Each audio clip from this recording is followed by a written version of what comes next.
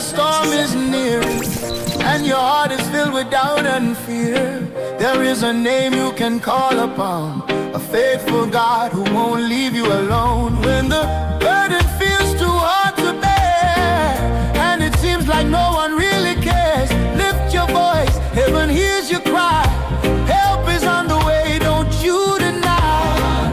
From his holy place he will respond. You are never ever on your own.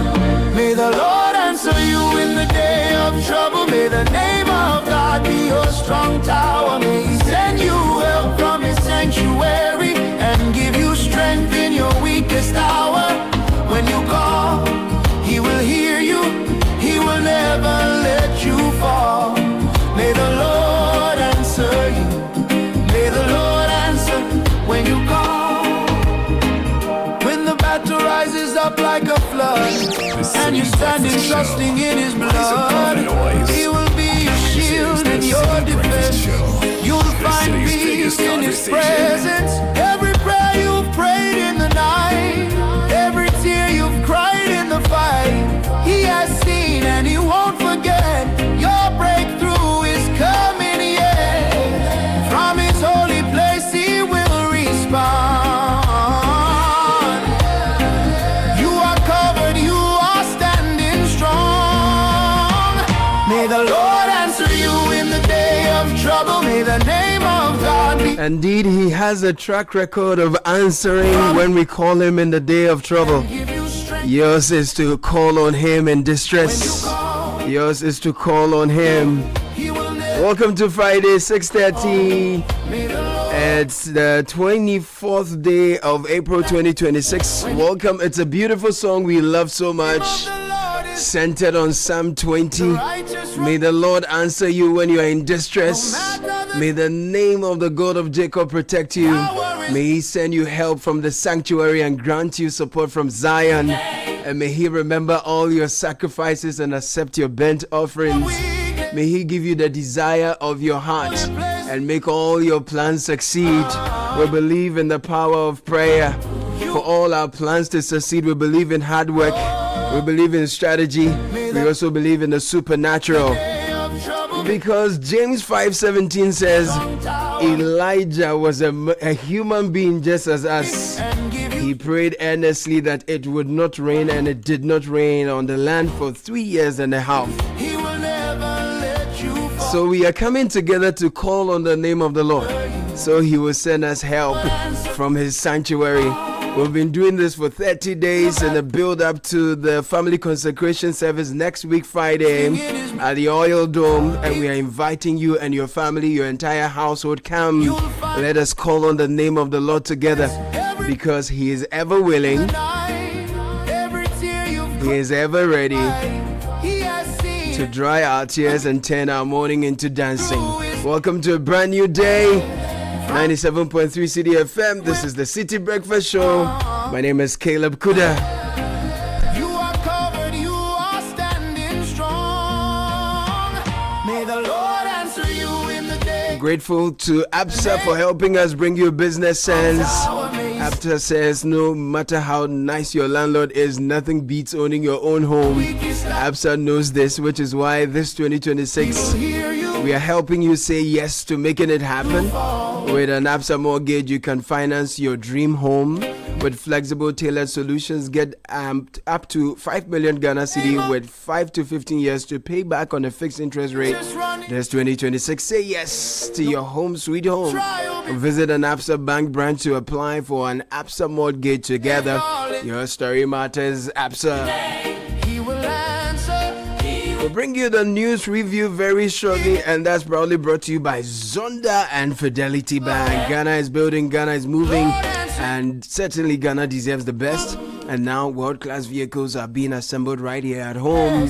Welcome to Zonda Tech Ghana Limited, your one-stop automobile shop and proud operators of an impressive automobile assembly plant in Ghana. From heavy-duty trucks powered by global giants Sinotruk to premium SUVs and pickups from Great Wall Motors and Cherry, from dependable light-duty trucks by Forland to world-class construction equipment from Shantui and Sunny Group, Zondertech delivers topmost quality brands assembled in Ghana with affordable luxury you can trust. Our vehicles are built to international standards. Check us out. We support Ghanaian jobs and drive Ghana's industrial future. So whether you are expanding your fleet, building infrastructure, growing your agribusiness, or upgrading your personal drive, choose strength, choose quality, choose locally assembled excellence. And your salary deserves better. So switch to Fidelity Bank today and enjoy amazing benefits, lower interest rate, higher loan amounts, personalized financial support, and a smile that lasts. It's time to switch and smile wider with Fidelity Bank. To learn more, please call us 0800 003355. FidelityBank.com.gh is where to find us. Connect with us online, Fidelity Bank GH. Fidelity Bank, believe with us. You are standing strong. May the Lord answer you in the day of trouble. May the name of God be your strong tower. May He send you help from His sanctuary and give you strength in your weakest hour. When you call Leslie Monza, that's the name.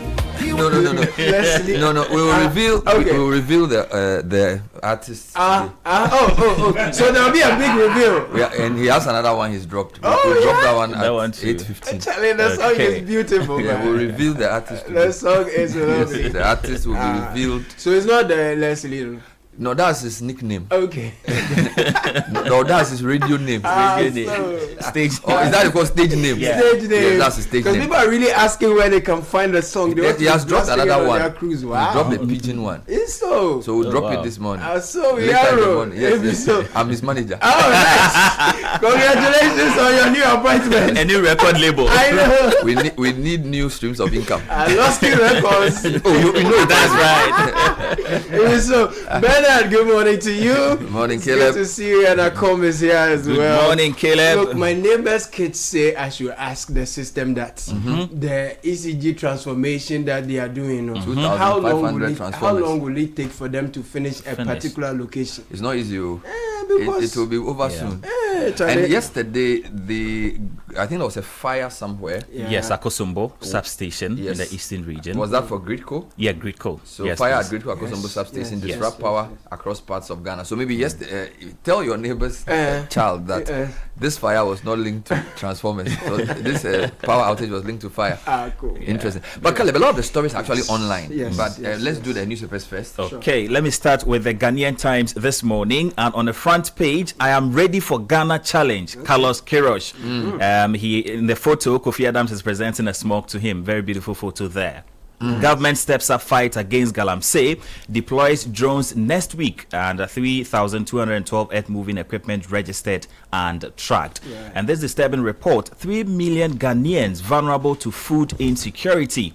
That report to be found on page 13 of the Ghanaian Times. If you go to the daily graphic, the lead story, I'm here to win, according to Carlos Queiroz. Also, government urges shift from diaspora remittances to investments. All set to celebrate Asantehene as pillar of peace, and Tobinco urges increased government support for pharmaceutical industry. On the back page, take active role in fighting misinformation and disinformation. This is Dr. Zaneto Ajiman Rawlings. And DVLA has uncovered widespread fake and expired DV plates, warns of impending prosecutions. The Ghanaian publisher, Angry Otumfuo, slams ministers over Sampa. See the story in page 2. And then chiefs gives Is it government... Sampa or Sampa?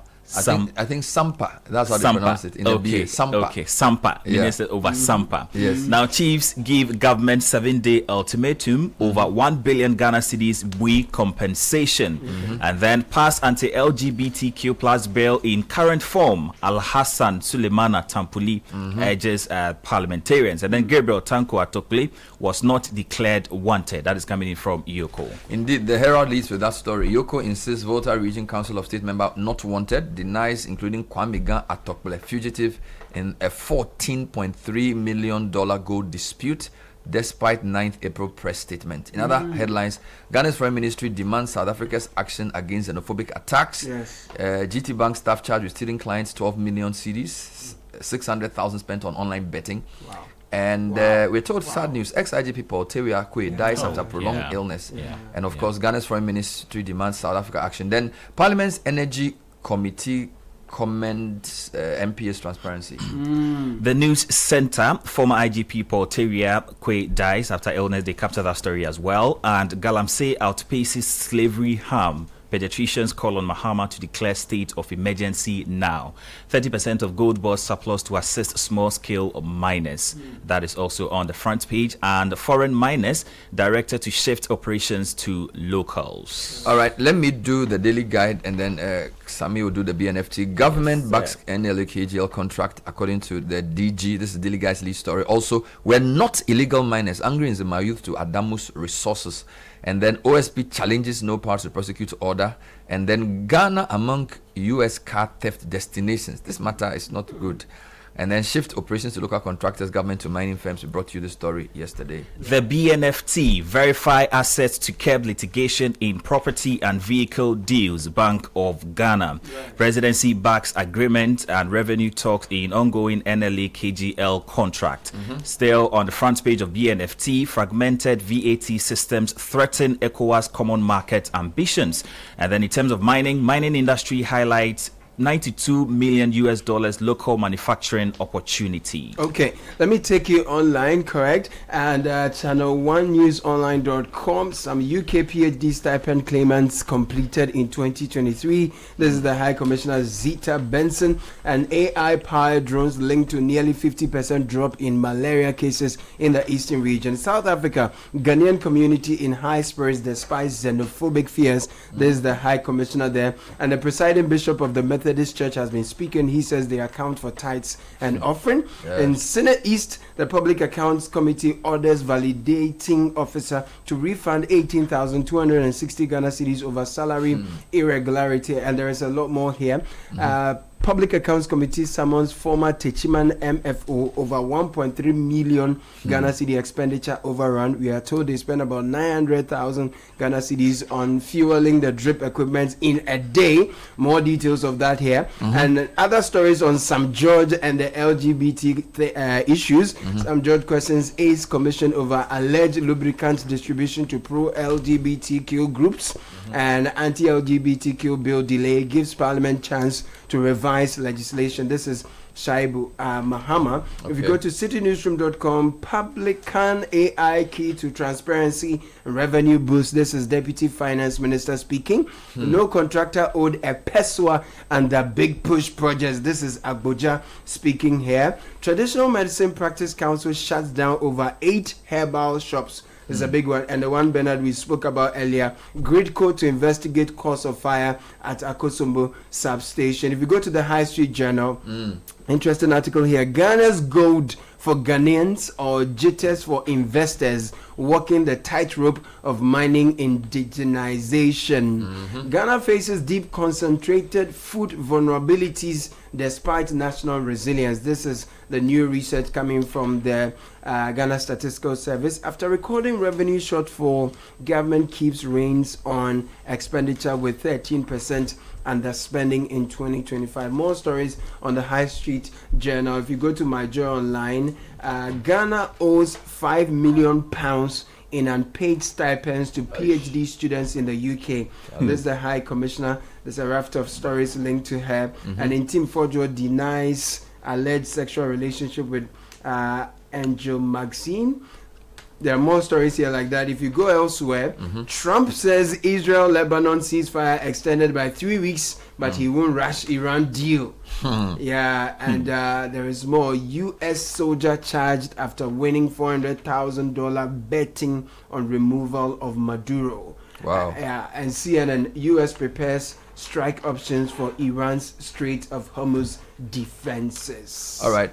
I want to start with AI for some strange reason because there are 3 AI-related stories. So, citynewsroom.com, Publican AI key to transparency, revenue boost. That's number 1.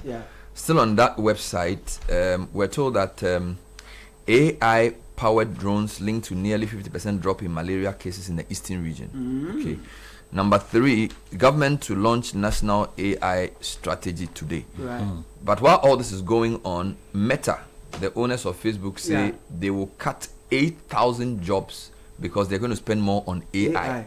So AI is like fire. Wow. You can do good with it, you can also do evil with it. So let's give you the summary of story. So Deputy Finance Minister Thomas Nakwampim has defended government's decision to introduce the publican AI system at Ghana's ports despite growing resistance from sections of the trading community. We know the background that this has sparked significant debate among stakeholders in the import and export sector, some saying that it gives values that are higher than what they know. Yeah.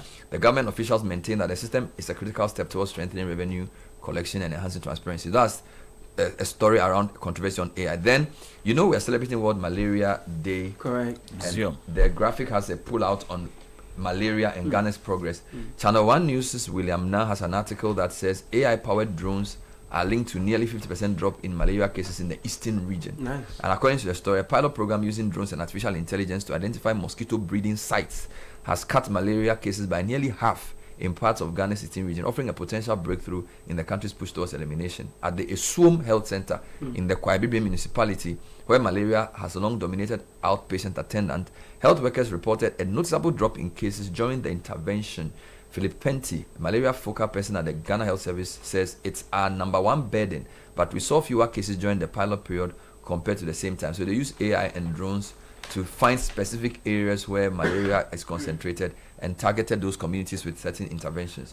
Third one on AI is that the Minister of Communication and the President will today launch Ghana's AI strategy at the ceremony in Accra. Right. But I'm bringing an international one because one of the world's largest companies, Meta, says it will cut 10% of its workforce, roughly 8,000 staff, as it spends more than ever on artificial intelligence projects.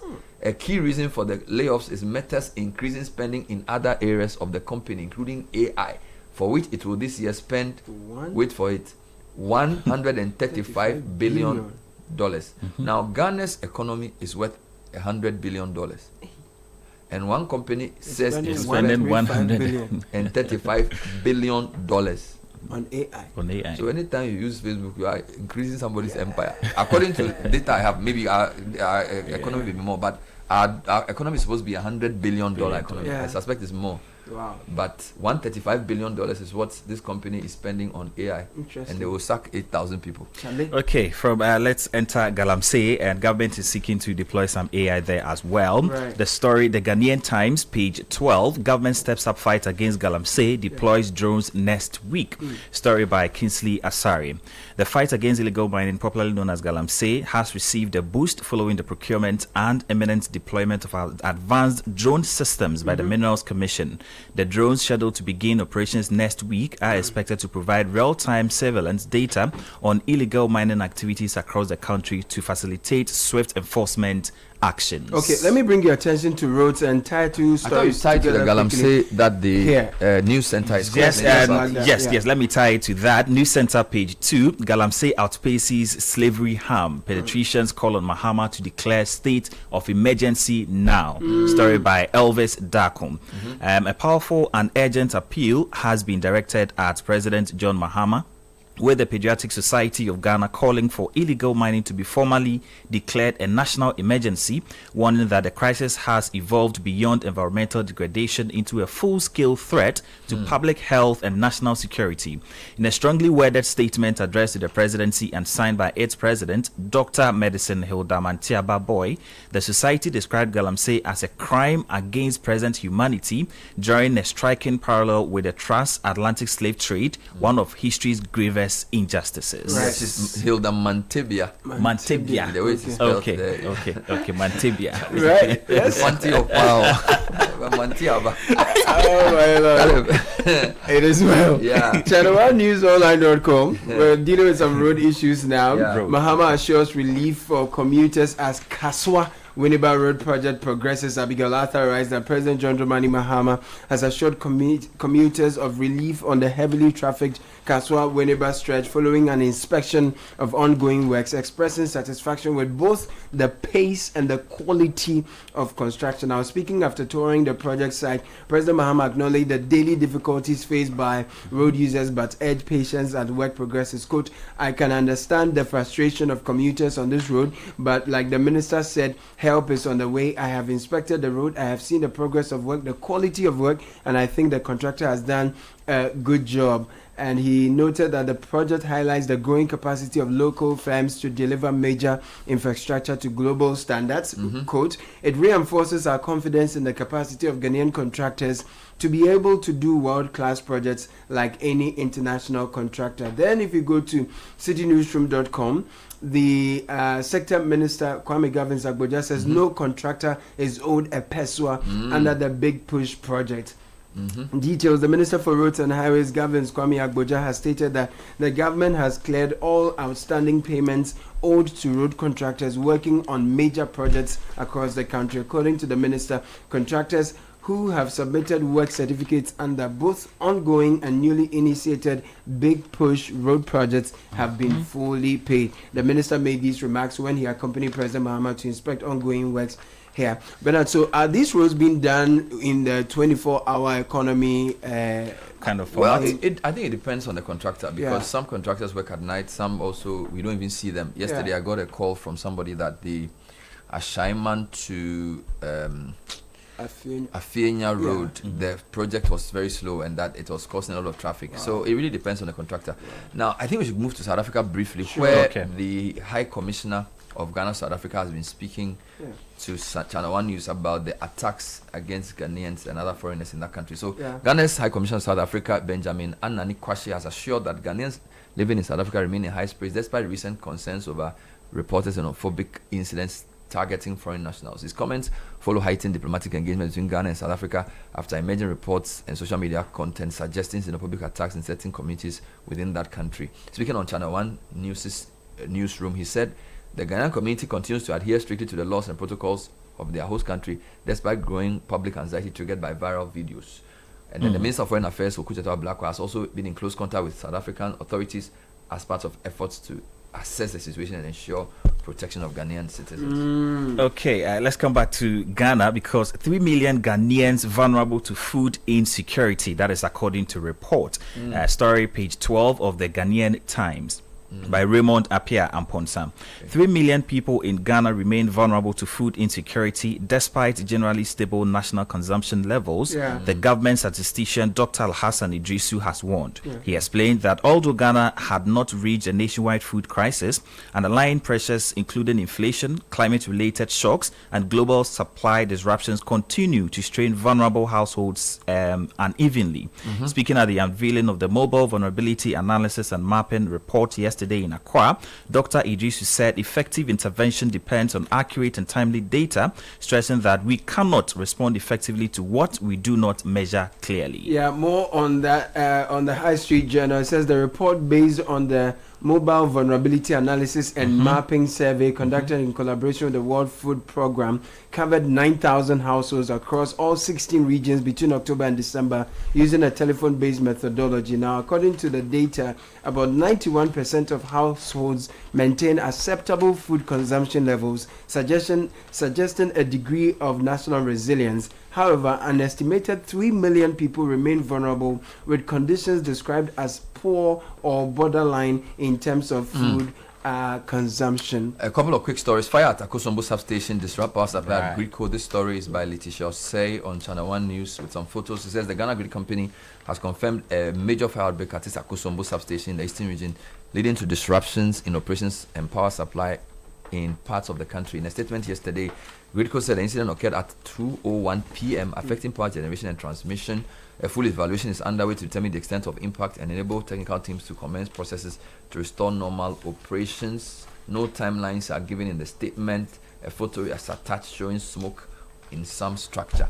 All right, now, Okay, now the Vice President has been speaking, and government to sanction institutions for misuse of public funds. Page 13 of the Ghanaian Times, story by Agnes Opoku Sapon.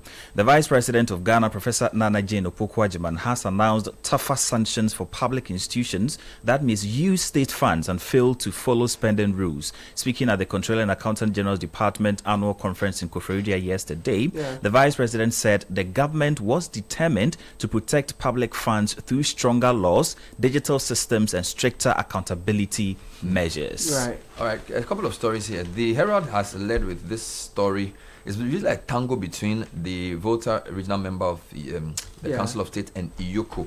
So the latest twist is that the IOCO, which is the Economic Organized Crimes Office, has retreated from its earlier description of the gentleman who is the Volta regional rep on the Council of State as a fugitive, insisting in a new affidavit filed at an Adenta High Court 3 that Dr. Gabriel Tanko Kwamiga Atokole and the directors of the gold dealership Citi Edem Company have not been formally declared wanted. The position is set out in Yoko's affidavit in opposition to an application for an interlocutory injunction in a matter of a $14.3 million gold transaction between. It's a supply transaction between Ceci Adams Company and JG Resources.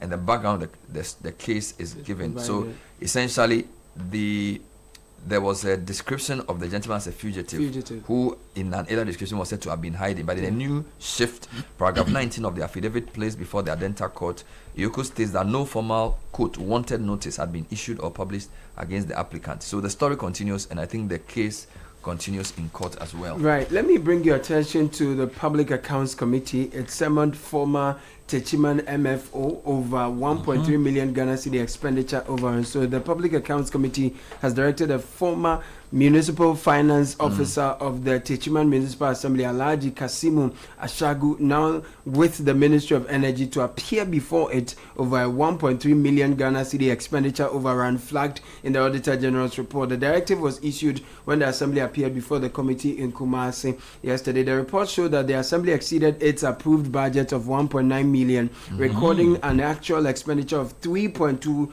million Ghana cedis. Now, we're told that the committee members raised concerns over the explanation for overspending, which attributed it to the introduction of drip equipment in September 2024, noting that this was not reflected in the expenditure record submitted. Talking about accountability, the presiding bishop of the Methodist Church, Professor Samuel Jedu, has rejected claims that the church misuses tithes, insisting that these financial systems are transparent and highly structured. Now, you know where this is coming from, right? The viral video in which a member questioned the minister on tithing, as well as concerns raised over a renovation project undertaken by the Koforidua Diocese at a central hospital ward, which reportedly did not receive the expected attention. Reacting to developments, the presiding bishop said the church's governance structure ensures accountability at every level, describing it as one of the most organized religious institutions in the country. Right. So, so still on corruption-related matters, court order on OSP's authority bites on pending corruption cases. Now, more cases being prosecuted by the Office of the Special Prosecutor have been fraught with adjournment following a High Court order which declared the OSP's authority to prosecute as void in the absence of prior authorization from the Attorney General. This week alone, three cases being handled by the OSP has been adjourned as a result of the order.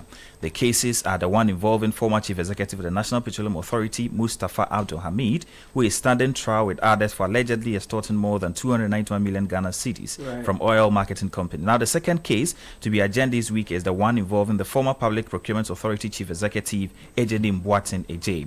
Lastly, the latest case to suffer an adjournment in the case in which former Finance Minister Ken Ofori-Atta and 7 others have been charged for allegedly causing financial loss of more than 1.4 billion Ghana cedis in strategic mobilization contract saga. Let me give you two quick stories about enforcement of standards. So the Traditional Medicine Practice Council has shut down over 8 herbal shops. This is citynewsroom.com. It says the Traditional Medicine Practice Council has shut down 8 facilities following a 15-day enforcement exercise in Accra aimed at clamping down on unlicensed operations or operators in naturopathy, homeopathy, chiropractic care, massage services, herbal shops, and organic product outlets. Since the exercise began, more than 500 facilities have been inspected, with notices issued to several operators found to be non-compliant. So far this year, the council has closed about 8 herbal shops and 6 spas in Accra for operating without required licenses. All right.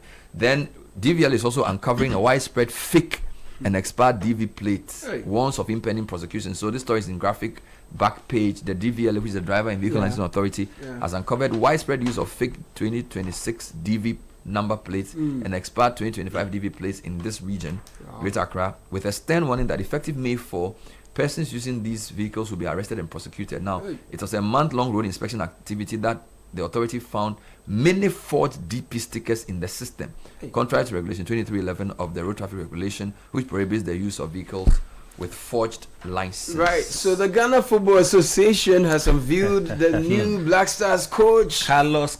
Yeah, man. And the Ministry of Sports and Recreation, in collaboration with the Ghana Football Association, on Thursday officially unveiled the new head coach of the Black Stars at the ceremony held at the Alisa Hotel. A newly appointed head coach is expected to take charge of the senior national team as Ghana prepares for this year's World Cup campaign, which kicks off on June 11, 2026. In his remarks, he expressed optimism about the team's prospects, stressing that success would depend on the collective support of all stakeholders. The way Ghanaians were giving him fans change yesterday, and he said he's aware he has 33 million other coaches. Yes, that is very accurate. And then He was gifted a fugu fugu by Kofi Adams, the minister.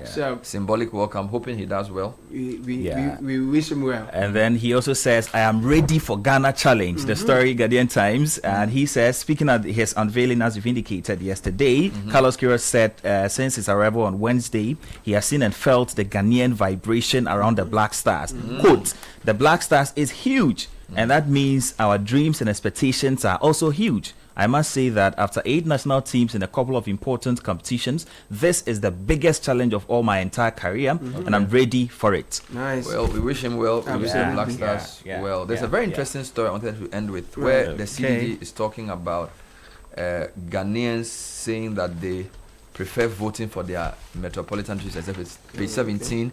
Citizenry support election of MMDC is BAT. So a new study by CDD Ghana has revealed that more than 76% of citizens support the election of metropolitan, municipal and district chief executives. It said although there was broad support for the election of MMDCs, there was no consensus on whether the process should be partisan or non-partisan. Can I end with a financial matter? BNFT, page 3, verify assets to curb litigation in property and vehicle deals. The Bank of Ghana is urging customers. All right, more details on the Business and Financial Times. Thank you, gentlemen. That was the news review. This is the Citi Breakfast Show, the city's biggest conversation. Join the conversation on the Citi Breakfast Show on Facebook at facebook.com/Citi97.3, Twitter at twitter.com/Citi973, and Instagram at instagram.com/Citi973 with the hashtag CitiCBS.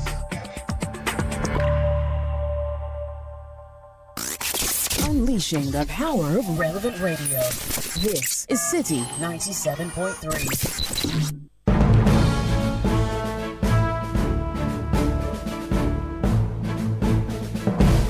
We're jumping to the breakfast edition of the Citi Business News on a Friday morning. Neil Latte is here with all the details. Neil, good morning. Good morning, Caleb. It's Friday. Welcome to the breakfast edition of Citi Business News here on 97.3 Citi FM, brought to you by MTN, EcoBank, and Valex. I am Neil Latte. Straight into our stories now, beginning with food insecurity, because latest figures from the Ghana Statistical Service show that households headed by people with no formal education are the most vulnerable to food insecurity. 1 in 4 of such households have poor or borderline food consumption. That is roughly 10 times higher than households headed by people with tertiary education. The report released by the Statistical Service also reveals that 1 in 3 households are being forced to adopt coping strategies such as cutting back on spending or selling assets to get by. Government statistician Dr. Alassane Idrisu says these findings highlight the need for more targeted intervention to support the most vulnerable households. Households with no formal education are up to 10 times more vulnerable than those with tertiary education. And thirdly, those dependent on small-scale agriculture face significantly higher risks, in fact, about 6 times higher than those in trading or savings. And then fourthly, limited market access and high food expenditure burdens further increase vulnerability. The findings tell us one thing, that national averages are not enough. What we must do is to go deeper. The implications are very clear. First, targeting must improve. We must focus on high-risk regions and vulnerable groups with precision. Second, we must act earlier. Coping strategies are early warning signals. If we wait until consumption collapses, we are already late. Third, social protection must scale and deliver impact. Currently, from the survey, only about 1.5% of households report receiving assistance. This is not sufficient. Fourth, we must invest in resilience. This includes climate-smart agriculture, diversified livelihoods, and stronger food systems. Dr. Alassane Idrisu is government statistician. The Ghana Chamber of Mines is advancing bold steps towards advancing a national agenda to harness mining as a transformative force for economic development. The Chamber, together with the Ghana Standards Authority, has launched the grinding media to deliberately leverage Ghana's mining sector to stimulate industrial expansion, local enterprise development, and economic growth. CEO of the Ghana Chamber of Mines is Dr. Kenneth Ashibe. If you take, for example, the 2024 data, so far as how the mining revenues of mining firms are, you will find out that about 45%, close to 50% of how much they spend goes into local procurement. And then when you look at the issues around taxations and government stake, it's around 18.7. So if you want to extract the maximum value for the benefit of citizens, the maximum value is in local procurement. And it's local procurement that people just take, you move from the mines now giving it to a Ghanaian to go to China, to go to the States, to go and import. No, it is local procurement of services that are manufactured in this country. And for us as an industry, we are taking the proactive step of how do we help in making sure that one of the items is grinding media that we've been working on for a very long time. You heard the CEO of the Ghana Chamber of Mines, Dr. Kenneth Ashibe.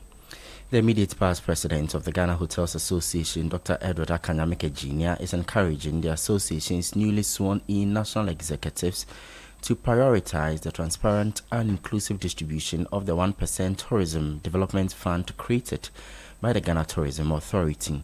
The fund is to finance tourism development projects spearheaded by the authority and support programs that enhance Ghana's hospitality and tourism value chain.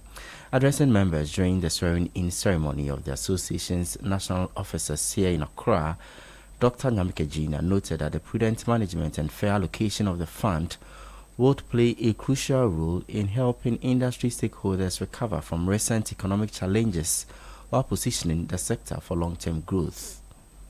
Continue the campaign to get every hotel to be a member of the Hotels Association. Very important. We've been campaigning for this for a long time, so please complete the process. Continue the advocacy for a more transparent and inclusive disbursement of the 1% Tourism Development Fund. Continue the campaign for the implementation of the Public-Private Partnership Forum as provided for in Tourism Act. Please continue the pursuit of alternative sources of energy. Champion the training of hoteliers in the use of technology, including AI. Dr. Edward Akanyamike Jr. is the immediate past president of the Ghana Hotels Association. Meanwhile, the newly elected president of the association, Victor Opokumenta, has announced plans to establish a credit union to financially empower member hotels and their staff. This year we will launch the National Ghana Hotels Association Credit Union to financially empower our member hotels, but also their staff, and to support the growth of our businesses. This year, we will launch the Ghana Hotels Association Bookings Platform, an online bookings platform, to give our hotels visibility, reduce dependency on foreign platforms, and keep value within our economy. We will introduce the Ghana Hotels Leadership Summit, a platform for honest industry conversation, bringing together private sector leaders, investors, policymakers, and stakeholders to shape the future. Victor Opokumenta is the newly elected president of the Ghana Hotels Association. On the forex market this morning, the dollar is trading at 11 cedis 10 pesos, the British pound at 15 cedis 30 pesos. That of the euro could be sold to you at 13 cedis. And that's it for the breakfast edition of Citi Business News. These stories and more on citynewsroom.com/business. I'm Neil Latte. Coming up next is the Citi Business edition. Do have a good business day. The other day, I visited Kweku at his spunky new office to congratulate him on opening his business. And man, was I impressed. The business is just moving quick. The sales, customers, everything is just working seamlessly. The secret? He said, it's MTN Business Broadband. In this fast-paced environment, we need fast and reliable internet to support all business types. No laggy online meetings, great download and upload speeds, impeccable business management systems, all inclusive. I mean, you can have it all. Sharp! I signed on immediately. To enable your business stay ahead and stay connected, make sure you're signed on to the best internet made just for businesses. MTN Business Broadband. Sign up today on broadband.mtn.com.gh and manage your account on my MTN app. Call 0244 308 111 for more information. MTN. Kuma has always dreamt of commanding his own military forces. Attention! Eyes right, stand at ease. Because that dream is still a vision in progress, he spends his time commanding his money with the EcoBank mobile app. Operation Supplier Payment. Dispatch 1,000 units of currency from Accra to Benin. Move! Move! Sometimes he wants a little extra control so that he can buy only what he needs. Command Center mobile app. Activate virtual card protocol and initiate payments for sneakers and t-shirts. Abort mission for leather coat payment. Even when the general is fast asleep, his standing order marches out to sort his bills. With the EcoBank mobile app, you can command your money to make safe transactions in Ghana and across 33 African countries. Download the EcoBank mobile app on the Play or App Store today. By the left, about turn. EcoBank, the Pan-African Bank. EcoBank will never call or send an SMS asking for your PIN, OTP, bank card, or Ghana card details.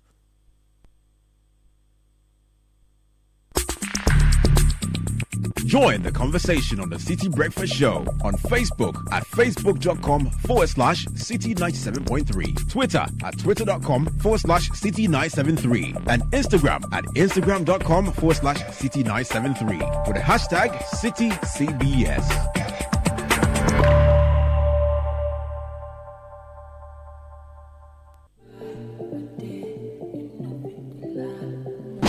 The City Breakfast Show. Rise above the noise. It's 9 after 7 Friday morning, 97.3 City FM, the City Breakfast Show. Caleb Kuda right here. Very shortly, we'll bring you the City Business Edition. Conversations with the CEO of Zen Petroleum, William Teria, exploring the Zen Petroleum growth story. Bernard says with William Teria, and that will be coming your way very shortly. The breakfast edition of the City Business News, which was brought to you by Ni Latte, and is proudly sponsored by EcoBank and MTN. EcoBank says if your money is controlling you, it's time to take charge. We've brought you the EcoBank mobile app that gives you the power to command your money, to transact across 33 African countries and anywhere in the world. So command your money to make water, electricity and school fee payments, bank and mobile money transfers, create virtual cards to buy only what you need and more. So Money Commander, please download the EcoBank mobile app now on the App Store or Play Store and command your money. Command also means that you pay attention to details. EcoBank will never call or send you an SMS asking for your PIN, OTP, bank card or Ghana card details. If you've ever been in doubt, call the EcoBank call center on 0800 003225. EcoBank is the Pan-African Bank. Listen, queuing for your favorite watch, we can accept that. If there's one thing Ghanaians can relate with, that one, fine. Queuing for trotro, well, it's become a thing. We adjust a bit. You will shift in the car. We survive. In fact, if queuing were an Olympic, if it was an Olympic sport, we would win gold. But one thing we can't accept is queuing to swap your MTN SIM. Swap your MTN SIM yourself in minutes. Visit the My MTN app or dial *1333# to get this done ASAP. No more standing, no more sweating, no more who be the next person. Do it yourself. Simply swap it everywhere you go. And shortly before we bring you Bernard Avle's conversation with William Terrier, CEO of Zen Petroleum, on the Zen Petroleum growth story, let's tell you about Lesheho Savings and Loans. They've got great news for you. They are in their Fala season. That ends at the end of the month, though. This very month, interest rates have been reduced further, and that's just for you, my wonderful listeners. So apply for a loan today to sort out all your needs at the best rates on the market. This be Fala season. Just WhatsApp or call Nana on 02-740-799. Always remember, terms and conditions apply. Let's share home. Let's improve life. Before we get to Zen, let's talk about Zenith. Managing your church or ministry requires a banking partner that truly understands your mission. Zenith Bank Ghana introduces a Zenith Church Premium Account. It's a tailored financial solution for churches and ministries. You will enjoy free Sunday cash pickups, loans at concessionary rates, full cash management services, and expert investment advice for your ministry's growth. Let Zenith Bank handle your church's finances while you focus on transforming lives. Sign up for the Zenith Church Premium Account today. Talk to us 054 2000 111. Visit any of our branches nationwide. Sign up. Zenith Bank, in your best interest.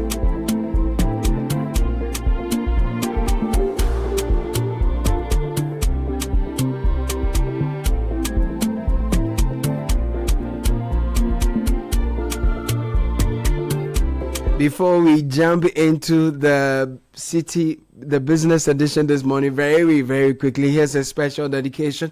Happy birthday to Yofi Ajekum. I'm for my first son, the strength of my womb. May your new year be exceedingly blessed beyond measure as you remain rooted in God's presence. Much love from Mommy, Daddy Frank, and your dear sisters, Mame Araba and Efua Benua. This is from Professor Nanaba Piamfo to her first son, Yofi Ajekum. Amfo, enjoy the day. Many blessings to you. We understand today is also the birthday of the Chief of Staff, Julius Debra. Happy birthday to him. Let's now turn our attention to the Zen Petroleum growth story.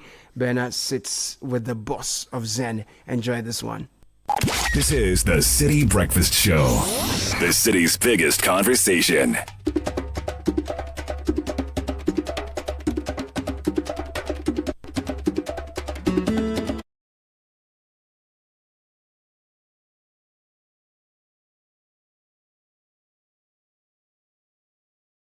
Zen Petroleum is a company that has been in existence for 15 years. They are listed on the stock exchange, and earlier on, I caught up with the CEO of Zen Petroleum, William Terrier, to talk about the journey of this fascinating oil company and their inroad into the capital market, listing on the stock exchange. Enjoy. So we are here with the CEO of the Zen Group, which is a fully integrated petroleum company, and they've been doing some amazing work in the past 16 years. They are now going to list on the stock exchange, and we want to find out the Zen story. How did they begin? How did they grow so quickly? And why are they going public? All this and more when we come back.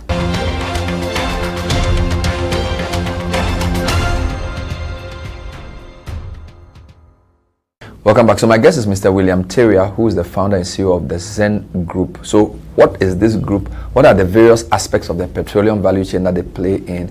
And what has been the secret behind their success? Mr. Terrier, thanks for joining us on The Point of View.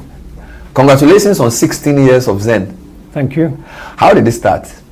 It started in 2010 with a single contract to supply diesel to gold fields in Takwa. Oh, it started as a journey of curiosity.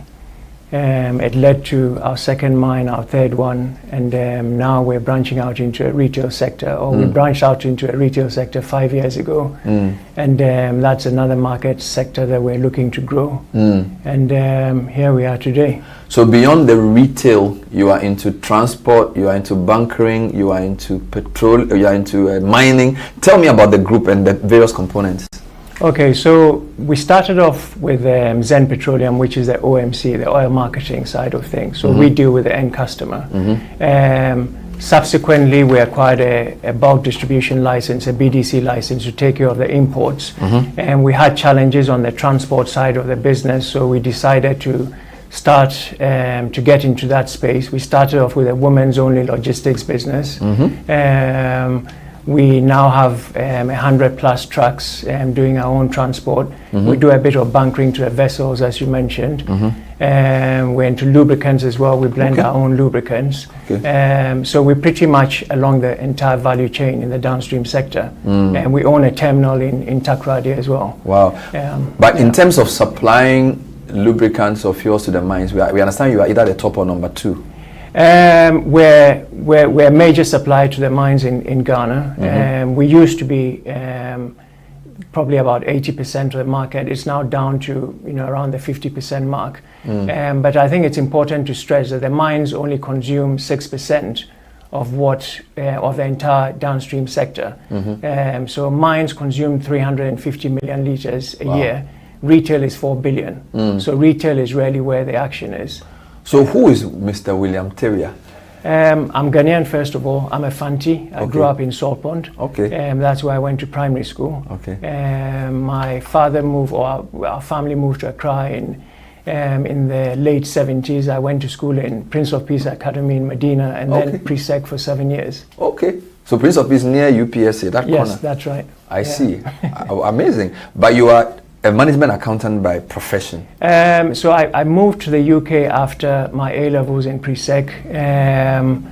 I qualified as an accountant, at some point, and I worked in investment banking for the best part of 10 years around Europe before I decided to move back to Ghana. So is Zen a Ghanaian company? Of course it is. It's 100% Ghanaian. It's proudly Ghanaian. We're very proud of the fact that today we employ 1,500 people, all Ghanaians, and we don't have any foreigners working here. It's something we're very proud of. And it's something that we don't take lightly either. I think we want to enhance the reputation of Ghanaian-owned companies, Ghanaian-managed companies. And as I said, we're very proud of that fact.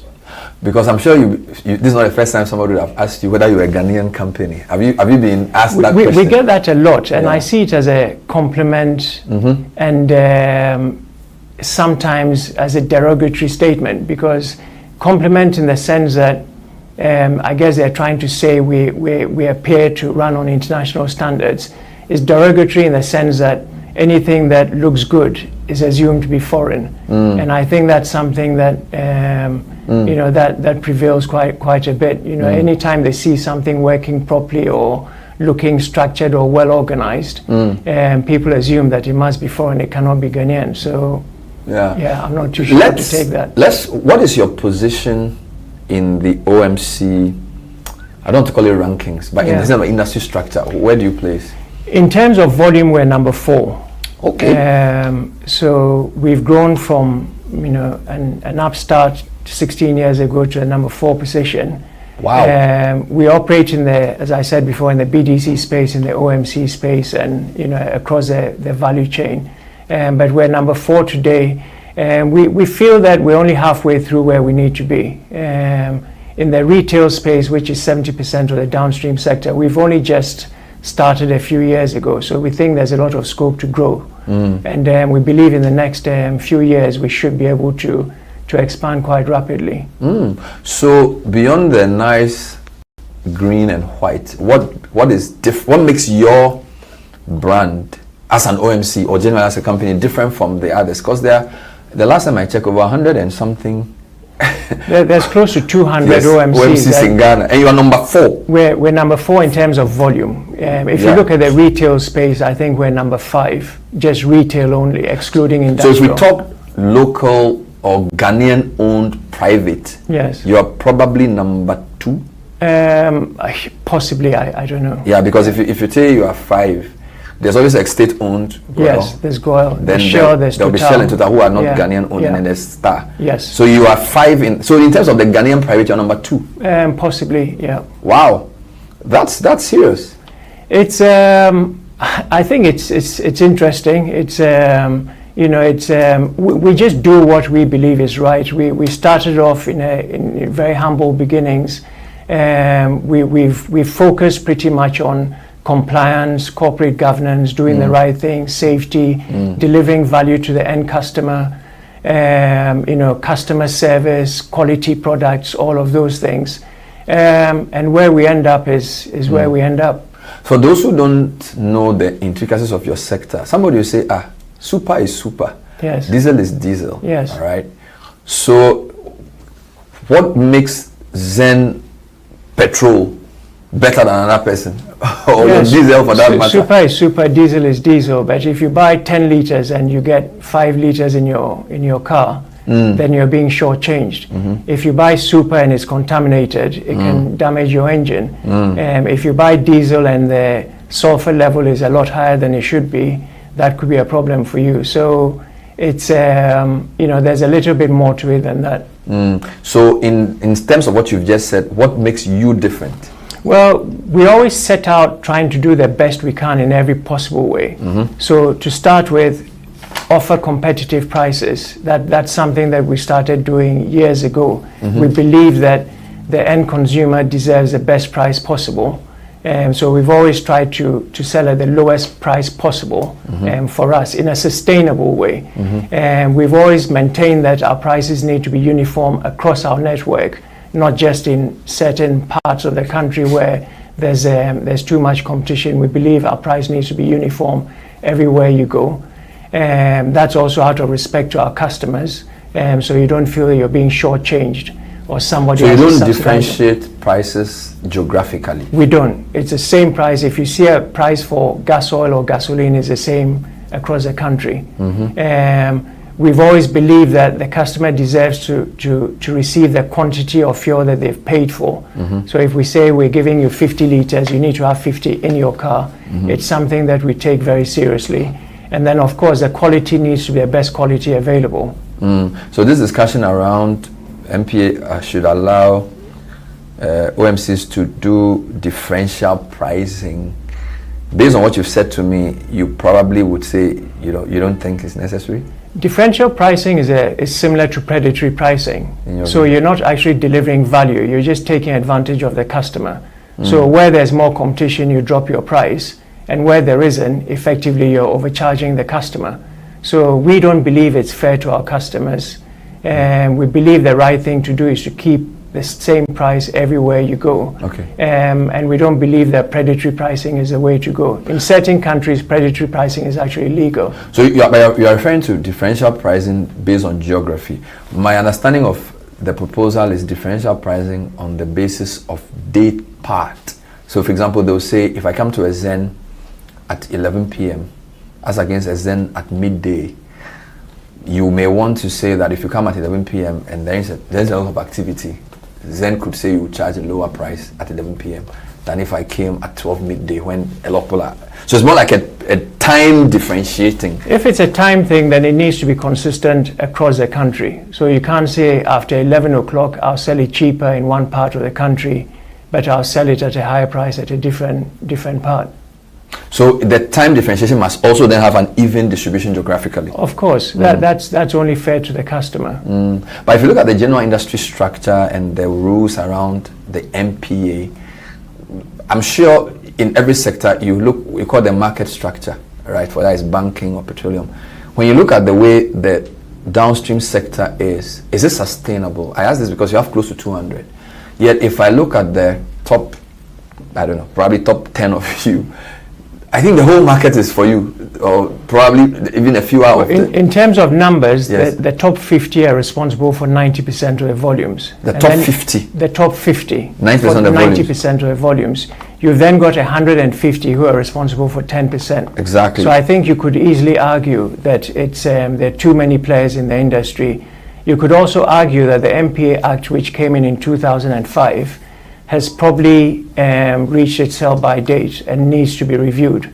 We need something that's a bit more fit for purpose. We need a lot more focus on compliance and governance in the sector.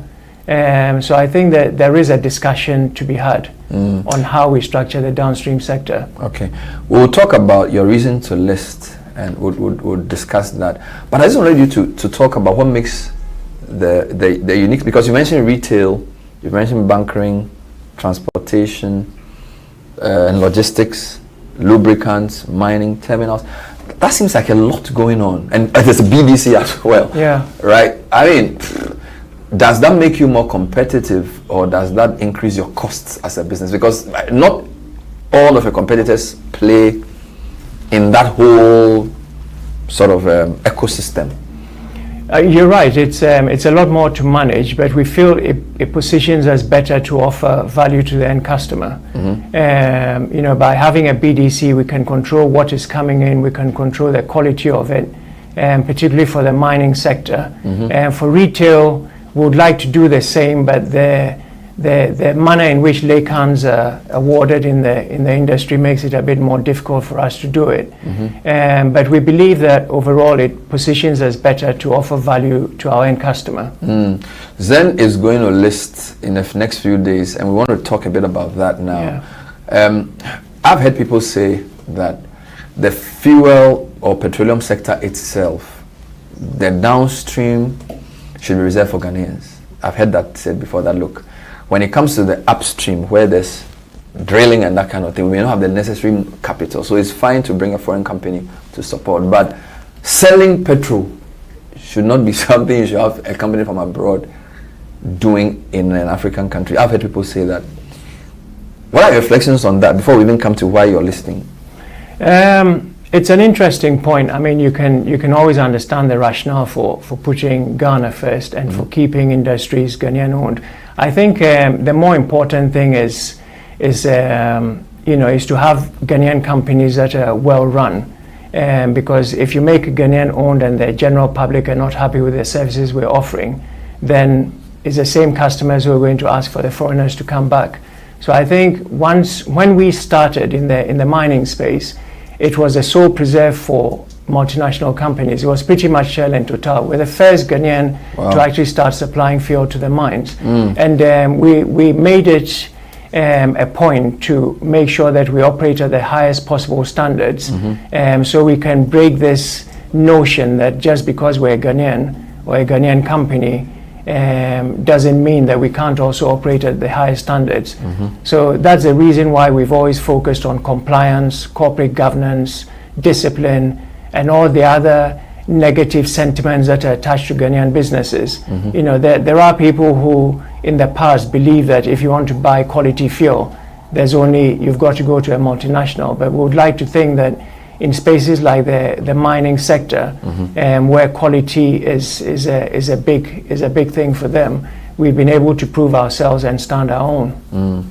You're a big company in volume, but not as visible. Yes. This is my observation, I could be wrong. Is that a deliberate approach to your rollout of your retail distribution strategy? Is there, why is that? It's not deliberate. It's simply because we've only just started on the retail side of things. Okay. If you look at most of our competitors, they've been around for a lot longer than us, and they've got a lot more retail outlets than us. We've got 64 currently, and we're planning to end the year at around the 70 mark.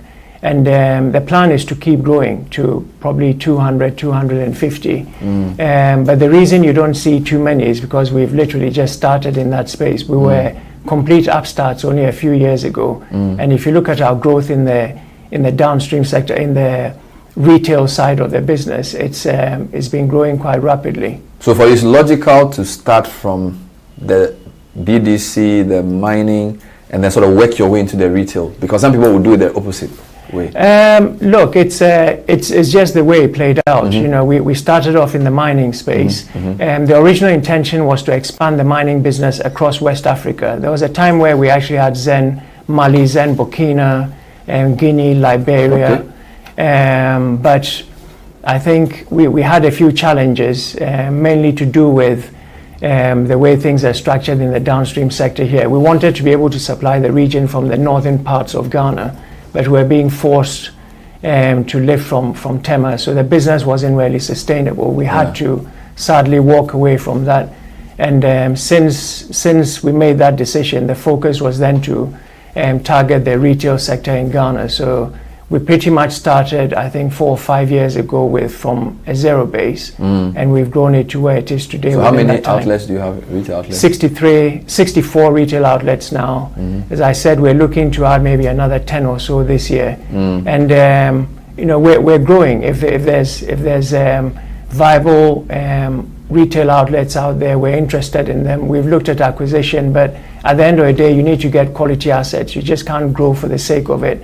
So we're not too obsessed with growing just for the sake of it and volumes for the sake of it. It needs to make sense. The retail sector is too saturated. We have close to 4,000 filling stations in Ghana. Ivory Coast has around 1,000. So there's a lot of poor quality assets at the moment, and we're looking at getting good assets at the right price. 4,000 filling stations. Indeed, yes. Four times that of Ivory Coast.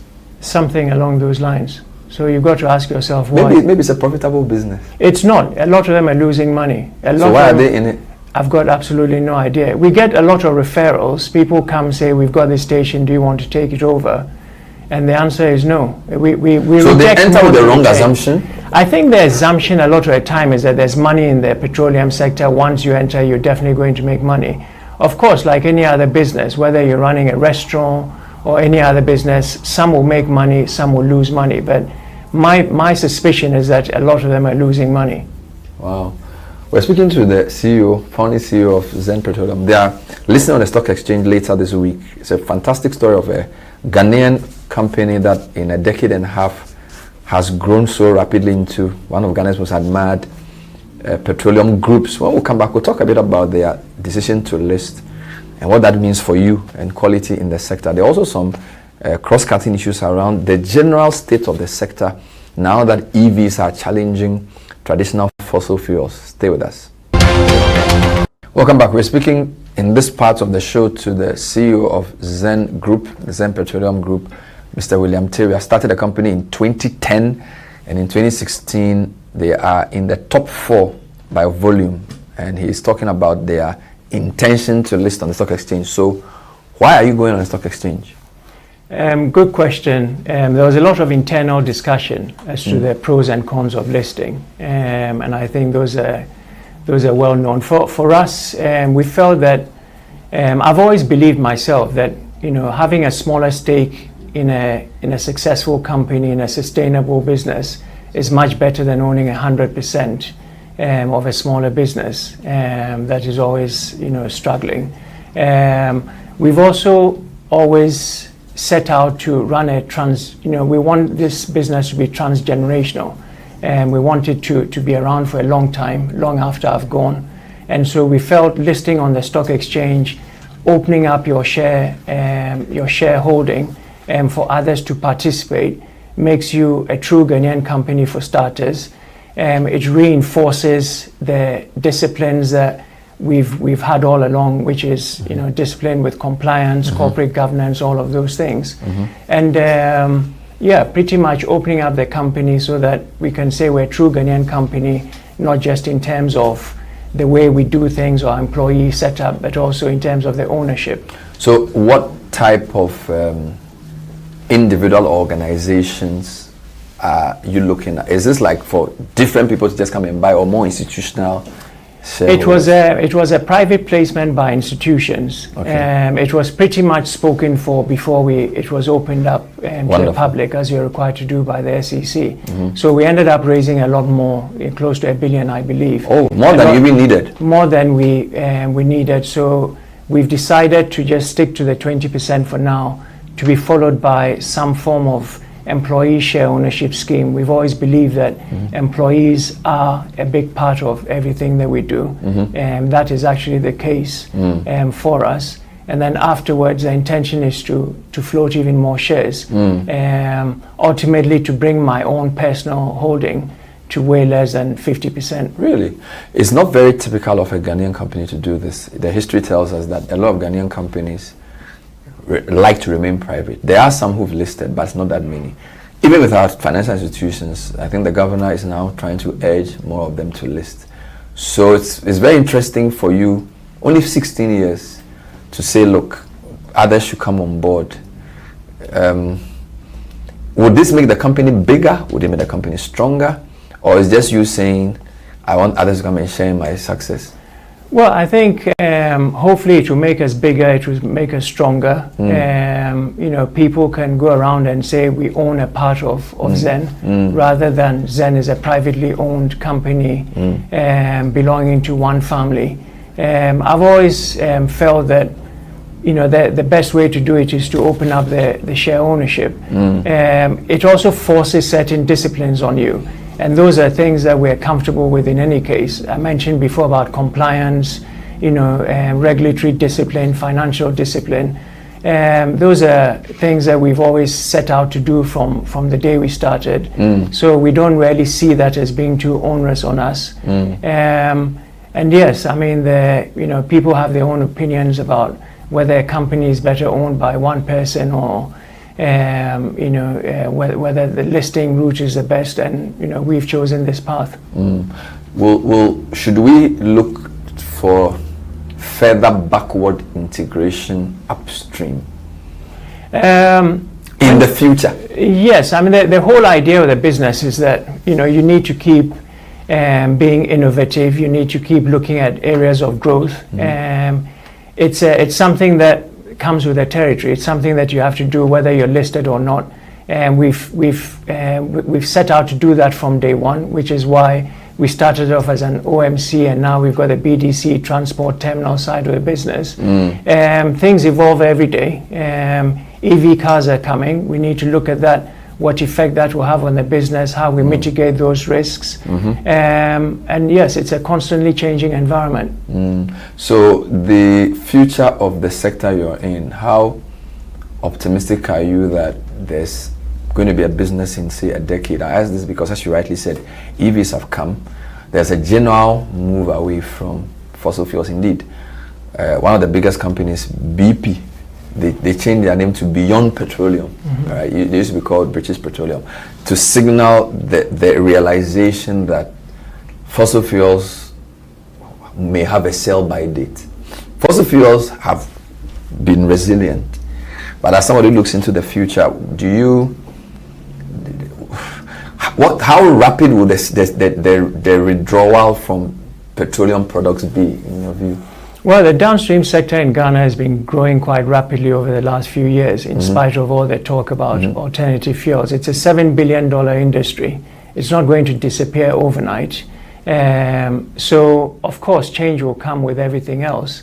It's a question of, you know, going out there, doing your research, doing your homework, trying to find out what's the mix going to look like. There's the alternative to fossil fuels. It's not just you know, electric vehicles. LPG could be in the mix, LNG could be in the mix somehow. And so it's solar could also be in the mix. So it's a case of looking at how things evolve, looking at the investment required, and then trying to figure out your direction. One of the challenges African countries face is the lack of refinery capacity. When you look on the world map of refineries, Africa is poorly represented. So, for example, in our region, Dangote, and then now you have Central coming on board. And people feel that for real energy sovereignty, for energy security, countries must also improve their refinery capacity. As a general point, do you agree with that? And number two, will you and some of your colleagues in the sector think of that as the next logical step? Because you've done many things. You've done BDC, you've done retail, you've done a lot. That shows that you understand the sector. Should Zen and some of your competitors not be saying, look, let's come together and think of also setting up some refinery in the future? Yeah, look, we're not on an ego trip. Okay, we're business, and so if it makes financial sense, then of course you look at it. Refineries have also been closing down in Europe, so it doesn't necessarily follow that once you have a refinery, you're going to be making money. It's how you do it. It's you know, your technical capacity. But at the end of the day, if you have a refinery and you're producing at a higher price than it costs to import, then it's not going to be a sustainable business. So it is something that would most definitely look at. We look at all sorts of things on a daily basis. If the opportunity was there, if it makes financial sense, yes. If it doesn't, then we wouldn't. You just mentioned about the move away from fossil fuels. That is something that you would have to also take into account. Does it make more sense to invest in solar? Does it make more sense to invest in LNG, LPG, as opposed to building a refinery? Those are all questions that need to be asked. All right. So just some timelines now. When is the listing officially going to be done? Will there be like some big announcement? And as you said, this is phase 1, that 20% is going. Do you have a sense of when you will do phase 2 as well? So we had the formal letter from the SEC late last week. So officially we are a listed company today. The bell ringing ceremony at the stock exchange will be Wednesday. Nice. I hope to see you there. And I think that's an invitation. It is indeed, so I'll come. yes. Okay. So that's from Wednesday. It's all out. You know, Zen is a public company. It's a Ghanaian-owned company. So we'll call you Zen Holdings PLC. PLC. Yes. Wow. Zen Holdings PLC.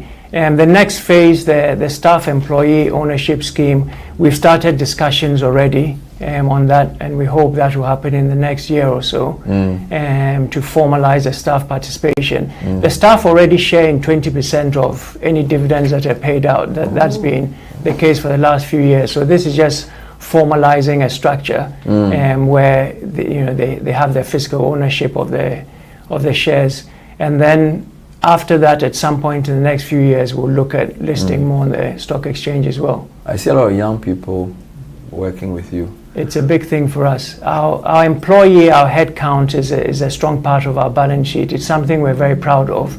I think it's something we also invest heavily in, because if you want to expand and grow, you need intellectual capacity, you need human resource, and it's something that we invest heavily in. We're a very diverse young business, and I think that's pretty much what has taken us to where we are now. Congratulations on this important step, and looking forward to phase 2. Thank you. Of the listing, where maybe we'll have enough money to also individually buy shares. For now, it's a lot of companies coming on board as well. So any final message to Ghanaians before you go? I think investing in compliance, in corporate governance, in discipline as a young business does pay dividends. I think sometimes the feeling is that there's always a temptation to cut corners when you're running a business, and I think what we have seen from the response we had to our offer to the public is that there is a lot of interest in them. People do actually appreciate companies that try to do the right thing. So I think the message out there is that try to do the right thing, keep things simple, don't overcomplicate things, and everything is possible. So interesting and impressive story. I guess the closing question is, what message do you have for Ghanaians, or what message does this story send to Ghanaians?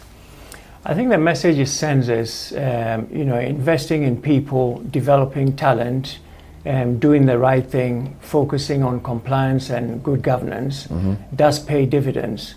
We've been very much overwhelmed by the interest that people have shown in Zen. I honestly expected it to just be a small little news headline somewhere, but the level of interest has been quite overwhelming. There's funds out there, there's pension funds who are looking to invest in Ghanaian businesses. So, if you invest in the right areas, you develop talent, which does exist. I think we've been quite surprised by the depth of talent that we have in Ghana as well, that good things will come out of that. Congratulations. Thank you. We look forward to the future with a lot of hope, and that's what we have time for this aspect of the program. This is still the point of view. Stay with us.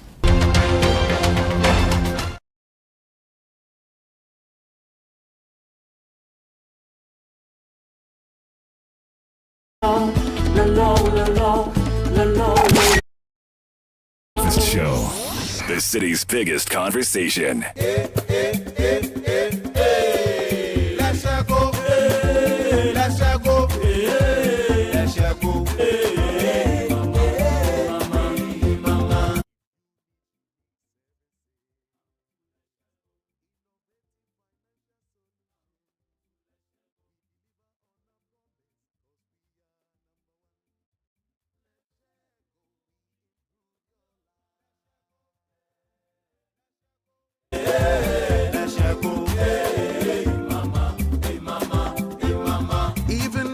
never stuck with nothing. Come to Leshego. No matter your situation. Come to Leshego.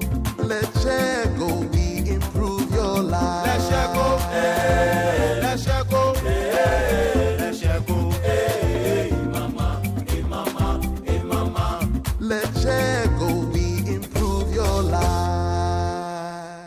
Okay, I'll see you soon. Why, baby? Hey, my me say enra my boyfriend akwesi obo *959# when the phone so. Na we win. Anita, I don't want doggy park. Oh, one so. Akwesi asanso aba number 1. I am adwen na ho. And then there was so ye me show papa bi. Na me de toss am short sexy dress no. Na me say samiti. Na me ye me nails no so come on. Oh, no. Me fa uba. Make a do some small 1-2 rounds be answer me doing ho. Na we tria. Hey, na so he for order. So Chinese any wine papa bi. And they mean this check no. Hey, Anita. Na sa ni mia when you TV bi no. I also say sound. No top prepaid. Na me chilly AC mu. I no go fit sweat like that. See fine girl. Hey, Anita. Jesus. Baby I want to know jina wa. Mr. Remember dial *959#. Oh, iPhone app akotoma ono. Na wanga senya usika so ate. Sister, next time kati call no what? Dial *959# and I call 590mobile.com.gh. Not to be 590 mobile. Head down some. Everybody is a winner in the Ungalicious Abiwa promo. Over 4 million worth of cash and prizes to be won. Just look out for the special Ungalicious promo packs. Submit 20 Unga powder promo sachets and 20 Unga shrimp tablets promo wrappers at any Unga redemption center near you and receive your scratch card. Scratch to review your unique code. Send to *713*27# and win instantly. Cash prizes up to 200,000 Ghana cedis, deep freezers, smart TVs, kitchen appliances, and more. Promo runs from 15th April to 15th July 2026. Hurry, don't miss it. Terms and conditions apply. This advert is FDA approved. Cast your mind back to 2022. The prices were rising. The stress was high. Every liter of fuel felt like a sacrifice. Do you remember who stepped forward first? When others were comfortable with high prices, Star Oil chose you. We cut our own profits so you could keep your AC on, keep your engines running, and keep your life moving without the heavy burden. We gave you room to breathe when things felt tight. Because of you, our star savers, we became number 1. Today, the pumps are a battleground. Others are finally cutting prices because they have to. But Star Oil, we do it because we want to. Don't just chase a price, remember a friendship. We were there for you then, and with new innovations coming your way, we are here for you now. Star Oil, still quality and affordable fuels for all. Improve your gum and oral health with the new Nesta mouthwash from Ernest Chemists Limited.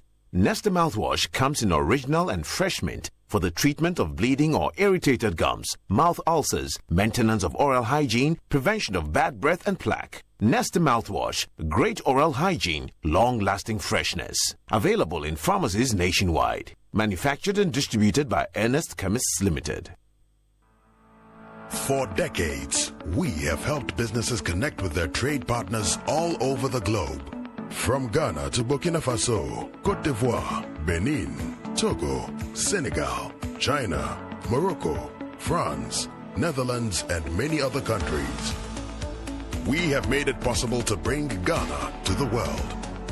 We have brought small and medium businesses closer to their customers across the regions in Ghana with our SME support facilities. We have brought relief and smiles to the faces of families with our employee personal loans. With our cutting-edge technology and digital support, we take the burden of complex thinking off you, making life simple. That is who we are, as close as a partner. Bank of Africa. We are indeed the African bank with the global reach.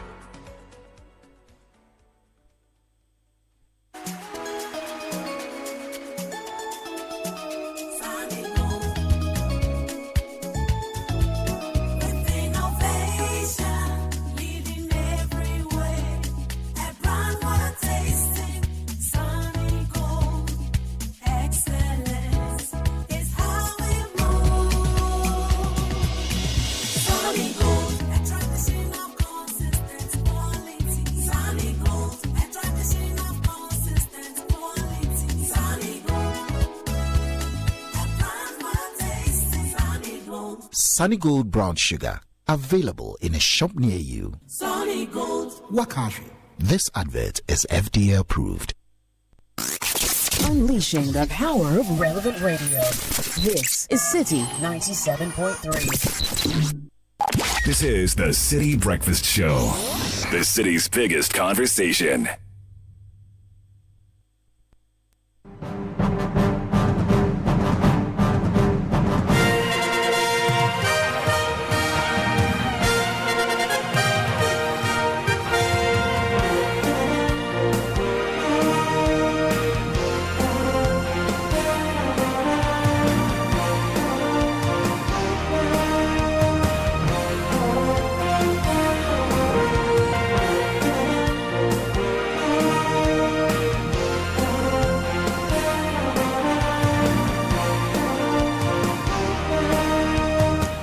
Hi, welcome to the Friday edition of Kickoff right on the City Breakfast Show 97.3. I'm Gabriel Fair. Kickoff is proudly brought to you by Polytangana and Lasheho. Let's improve life. Coming up, you have all the updates for you surrounding Carlos Queiroz's first words at the unveiling plus his FA Cup action in the semis.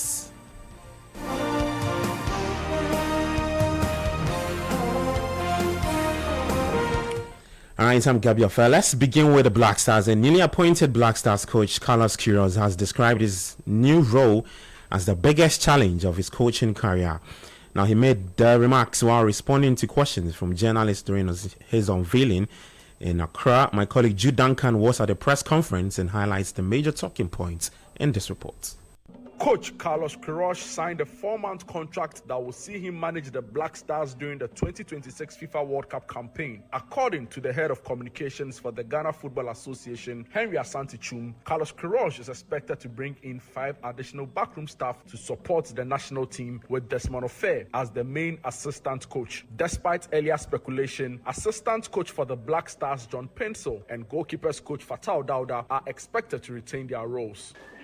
Ladies and gentlemen, may I also mention that Coach Carlos Queiroz, in conjunction with the Football Association leadership, have agreed to bring in 5 new staff members to support his work, and they will be working as backroom staff members. 5. As we go along in the coming days, the Football Association will make an official announcement regarding their names and their specific roles. The 73-year-old, speaking at his inaugural press conference after being named Black Stars coach, says he will bring in over 4 decades of experience to help the team secure victories. Carlos Queiroz also downplayed concerns about his style of play, stressing that his priority is winning with Ghana. He added that only qualified players will earn call-ups to the national team.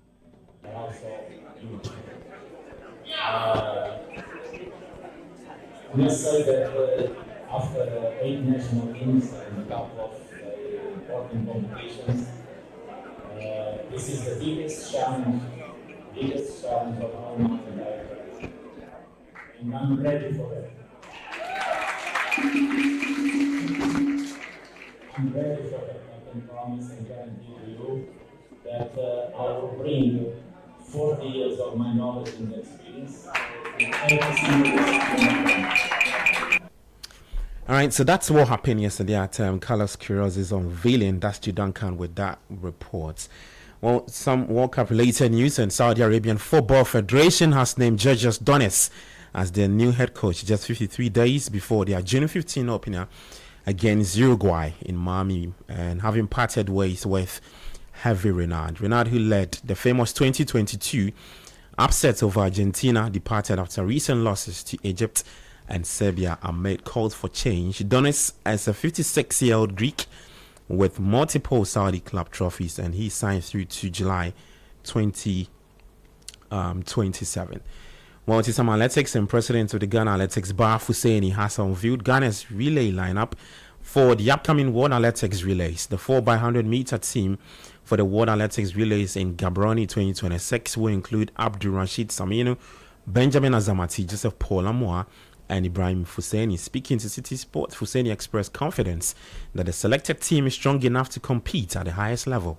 We have confirmed our participation, yet we go there with 4 athletes because one of our athletes opted out, and if something happened, then we do not run. So we Ghana have blocked somebody, so the World Athletes will charge us. The ticket that they might have bought for the athlete, we have to refund the ticket, accommodation. Yes, the penalty is very punitive. I see. So we're just praying hard that they should go and run. They should just go. If they run his crowd, they don't run final, they participated. Yeah. What World Athlete doesn't like is that you enter final entries, you appeared, you didn't run at all. That one day they'll penalize you. Regardless the reason why you didn't run, you will penalize. So we have Abdul Samini Rashid, Benjamin Azamati, Joseph Paul Amwa, and Hussein Ibrahim. Okay. The 5th person was Isaac Bochu, but he has opted out, so we have the 4 now. Okay. All right, so that's President of the Ghana Athletics Bar for saying it there.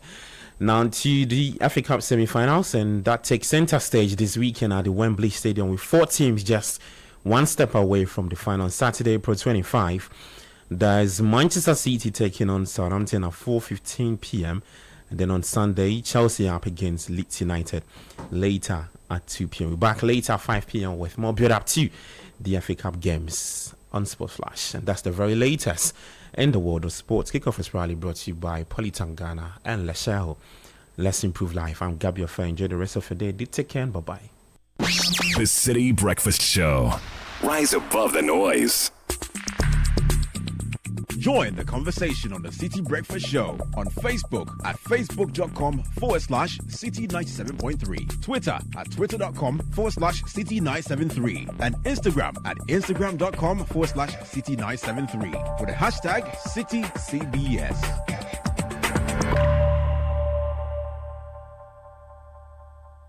Auntie T, abeg, fix me go betete Ghana. No garri, no oil, no plantain, just beans then eggs. Hey, brah, that be dangerous combination, no. Problem no day. I fit handle am. For Telecel, we the Bob say everybody gets what they like. That be why Made For Me bundles day. Based on your usage, you fit get your own data and call packages. Fala! Made For Me bundles like the way you the want them. That *530#, then buy Made For Me bundles today. Telecel. Connecting energies.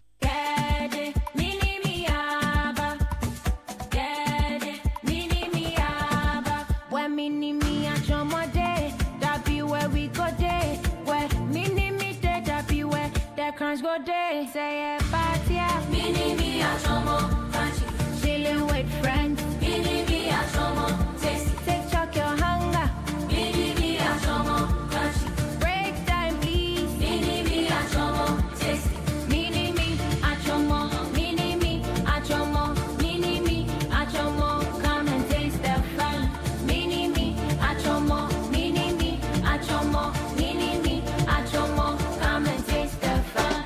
For the laughter, mini mini, mini me a chomo. All the parties, mini mini, mini me a chomo. Let's go dancing, mini mini, mini me a chomo. Taste the fun, mini mini, mini me a chomo. This advert is FDA approved.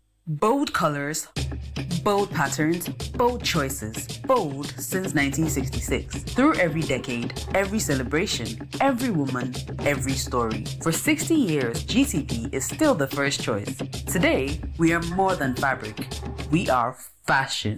60 years bold, because bold never gets old, gets retold, and stays gold. Get the GTP at 60th Anniversary Collection today from any accredited GTP distributor nationwide or from our retail shop in Osu and online at shop.gtpfashion.com, and celebrate bold colors, bold patterns, and bold women. GTP. Life styled. The World Cup is coming, and this time you're not just watching it, you're living it. Much Experience Hospitality is giving you front row access to football's biggest stage in absolute style. Think VIP stadium seating, exclusive lounges, gourmet dining, and priority access. No stress, no hassle, just pure football luxury. This isn't just a ticket. This is the World Cup experience. With over a decade as an official FIFA sales agent, Match Experience Hospitality knows exactly how to turn a match into a lifetime memory. So upgrade your World Cup. Call 055-155-1119. Visit matchexphospitality.com or walk into any Absa Bank branch, our official banking partner, today. Match Experience Hospitality. Don't just watch the game, live it. Match Experience Hospitality is doing this with Absa Bank as its official banking partner and Glyco as your official travel insurance partner. Everybody is a winner in the Ungalicious Abiwa promo. Over 4 million worth of cash and prizes to be won. Just look out for the special Ungalicious promo packs. Submit 20 Unga powder promo sachets and 20 Unga shrimp tablets promo wrappers at any Unga redemption center near you and receive your scratch card. Scratch to review your unique code. Send to *713*27# and win instantly. Cash prizes up to 200,000 Ghana cedis, deep freezers, smart TVs, kitchen appliances, and more. Promo runs from 15th April to 15th July 2026. Hurry, don't miss it. Terms and conditions apply. This advert is FDA approved. You have dreams to achieve, a degree to chase, a visa to land, a career to build. The one thing standing between you and all of it? Your English proficiency test. Choose PTE, Pearson Test of English. Faster, results in 48 hours. Fairer, AI scored, no human bias. Simpler, book up to 24 hours in advance and choose a test center near you. Book your test now at www.pearsonpte.com. PTE, do it worry-free. Join the conversation on the Citi Breakfast Show on Facebook at facebook.com/Citi97.3, Twitter at twitter.com/Citi973, and Instagram at instagram.com/Citi973 with the hashtag CitiCBS. This is the Citi Breakfast Show, the city's biggest conversation. Yo, Tony up, Gazi, Tony up.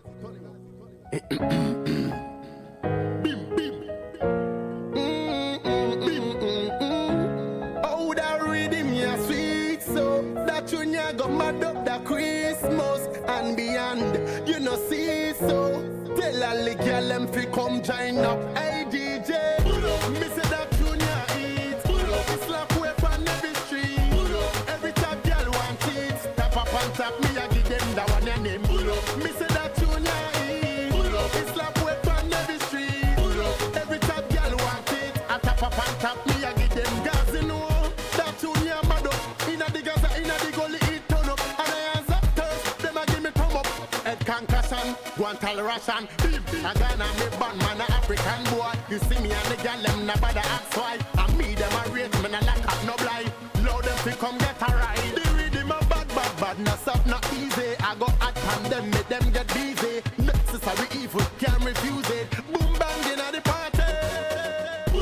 Oh yeah, we've pulled up this morning on 97.3 Citi FM this Friday. It's gonna be a great show. We are gonna have so many conversations, great music, insightful interviews as always. So remember to join us 0539 986 996. Livingston Echesetekla, Stone Boy. Pull up is what he calls this one. Some of you have sent your dedications. I see them all. Trust me, we'll take care of them. 0539 986 996. That's the line to join us throughout the conversation, throughout the show. So stay tuned in. We'll bring you opportunities alongside all the conversations we'll be having this morning, including this one from Republic Bank that is helping you to big up while you pull up. It doesn't get any better than that. Welcome to the Republic Verse, where your money, your business, and your dreams level up. Own your dream home with Republic Bank mortgages. Grow faster with SME and corporate banking solutions. Run your daily finances smoothly with retail and commercial banking products. Build wealth with investments and trust management. And pay anywhere, anytime with Republic Visa credit or debit cards. Whether you're starting out, scaling up, or stepping into what's next, Republic Verse gives you the power to do more and shine brighter. So call Republic Bank toll-free number 0800 414 414. Our WhatsApp number is 0546 414 414. Step into the Republic verse. Do more, shine more, big up. Republic Bank, we're the one for you. This weekend, where would you be? Pull up at the Beposo Wellness Resort, not by the police, but you are taking an escape to the cool, peaceful mountains of Ebri. Beposo Wellness is ready to welcome you, whether you want to pull up, stop by for business, a weekend break, pure relaxation. Beposo gives you calm, comfort, and fresh mountain air. It's a perfect place to rest and reset, and it's only 30 minutes drive from Accra. So what are you waiting for? Visit Beposo Wellness Resort once, and you wouldn't want to leave. You're gonna love it. 0200 555 7699. Call us now, or just go to beposoresort.com and book today. Beposo Wellness Resort, peace lives here.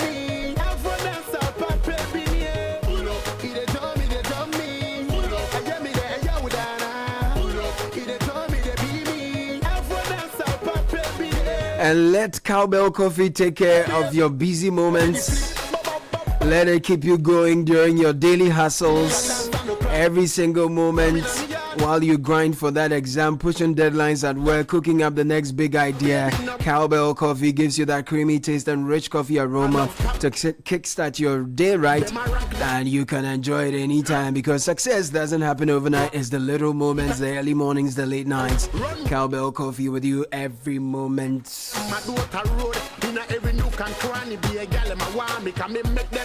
If you're dreaming of studying abroad, you want to take the IELTS test, you've been scammed in the past and your fingers are burnt, not at IDP Education. We give you counseling and application support completely free of charge. We help you save on your finances while you secure genuine opportunities abroad.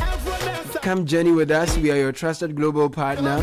We offer expert-free support for study abroad applications to the UK, US, Australia, New Zealand, Ireland, and Canada. We help thousands of students achieve their international dreams. Find us at Osu Akowaje in Accra, Edum Nsiase in Kumasi.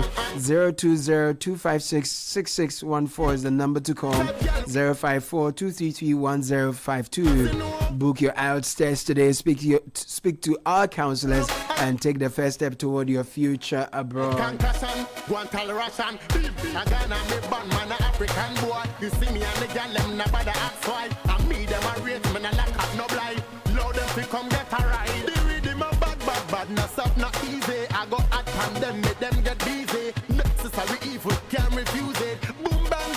This June, don't just watch the World Cup, live it.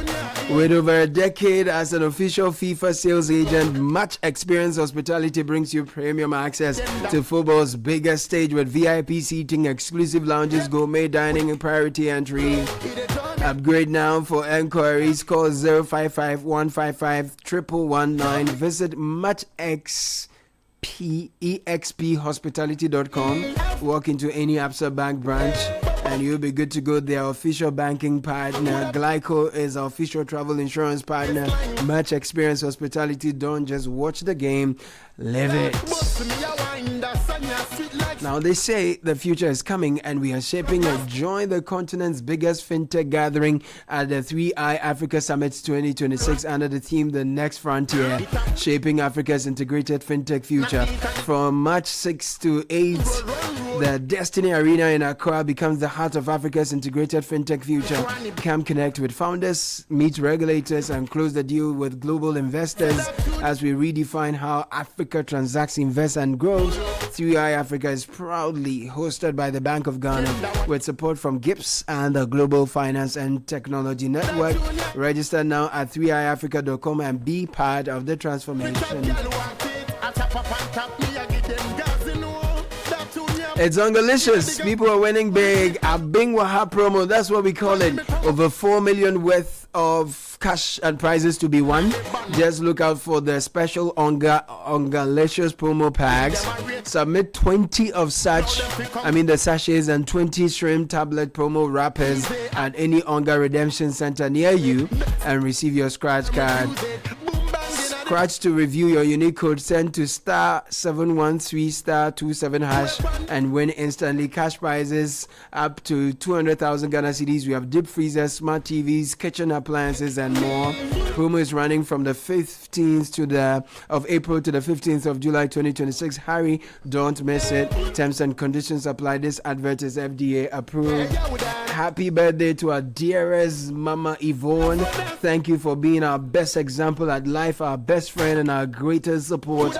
You've always gone above and beyond to provide for us and be there when we needed you most. We pray God's blessings on you, long life, good health, and endless blessings. Yeah, we love you always, from your children Jesse, Sheba, and Eric to Mama Yvonne. Yeah, Mama Yvonne. I have one here as well. Special one to her. A very happy birthday to Etonam Adoboy, founding partner of Keystone Solicitors. Okay. This is from your wife Sharon and your son Jason, and they're saying you are God's gift to us. And we appreciate you for being an amazing father and a husband. You are our hero. We love you deeply and dearly. And we dedicate this song, You Are the Inspiration by Chicago, to you. Nice one. So, Etonam, Adoboy. Lovely. Your wife and your son say, Charlie, you do all. You do all. So, Caleb, who do you have on the line? So, the ECG PRO Richmond Kelson, is it? Yes, let's correct this. So, you know, there was a fire outbreak somewhere. Yes. In Akosombo, which led to some light outage. That's so this correct. is the PRO of the Ministry of Energy. Solid. Richmond Roxon. Yes, and the story earlier said that Ghana Grid Company Limited has confirmed that a fire outbreak at its Akosombo substation in the eastern region disrupted power supply to parts of the country. So Richmond Roxon joins us with more details. Good morning, sir. Good morning, Caleb. Good morning, Bernard. And then good morning, Church Parish listeners. Great. What's the scale of the fire outbreak and its impact? So yesterday around 2 p.m., the Ministry of Energy and Green Transition received information that there was a major incident at the Akosombo substation. Indeed, I can confirm that there was a major fire incident yesterday, fire outbreak, which started around 1 p.m. and as at last night around 8:30 p.m. That was when the Ghana National Fire Service was able to put out the fire completely. These are high complex machines and their systems, and so dealing with it is a bit technical. And so the engineers have been mobilized immediately to go to the field to assess what the situation is and then give us the briefing. As a precautionary measure, what we did was to put off all units to protect the system, protect personnel who are on ground, and then also ensure that we don't have adverse effects affecting other parts of the country. Right. And so the engineers are on the ground now. They're doing the assessments.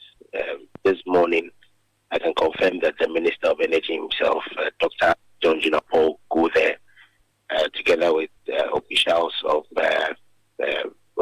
Energy Commission, GURC, who are the regulators, and power sector stakeholders, to get first-hand briefing of what the issue is, and then also take other steps depending on what the briefing were given. But I can say that even though it's a very fluid situation, we should remain calm. No one should panic. The situation is under control. The engineers are very experienced, very knowledgeable in the field. Right. And we are taking all steps to resolve the issue as soon as possible. Right. So yesterday, some parts of the country were affected, particularly the Malam area, Kaswa, part of Dansuman, part of Ablekuma, part of Tema. This was as a result of the challenge we had, or we are currently having with the fire outbreak at Akosombo substation. So let me understand something. Was the outage because you put off the system as a precaution, or the fire damaged the system leading to the outage of power?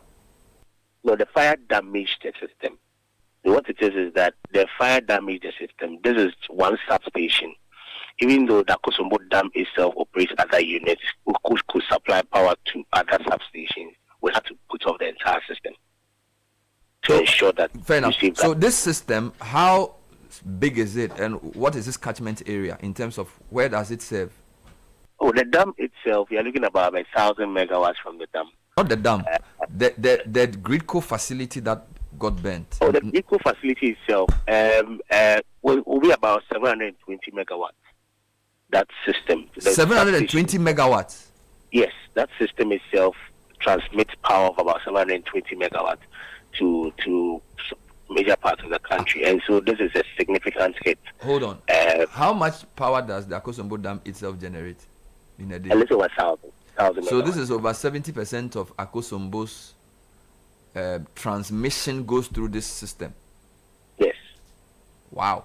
All right. Beyond Akosombo, what are the other sources of power that we have? So if Akosombo is 1,000 something, what else do we have?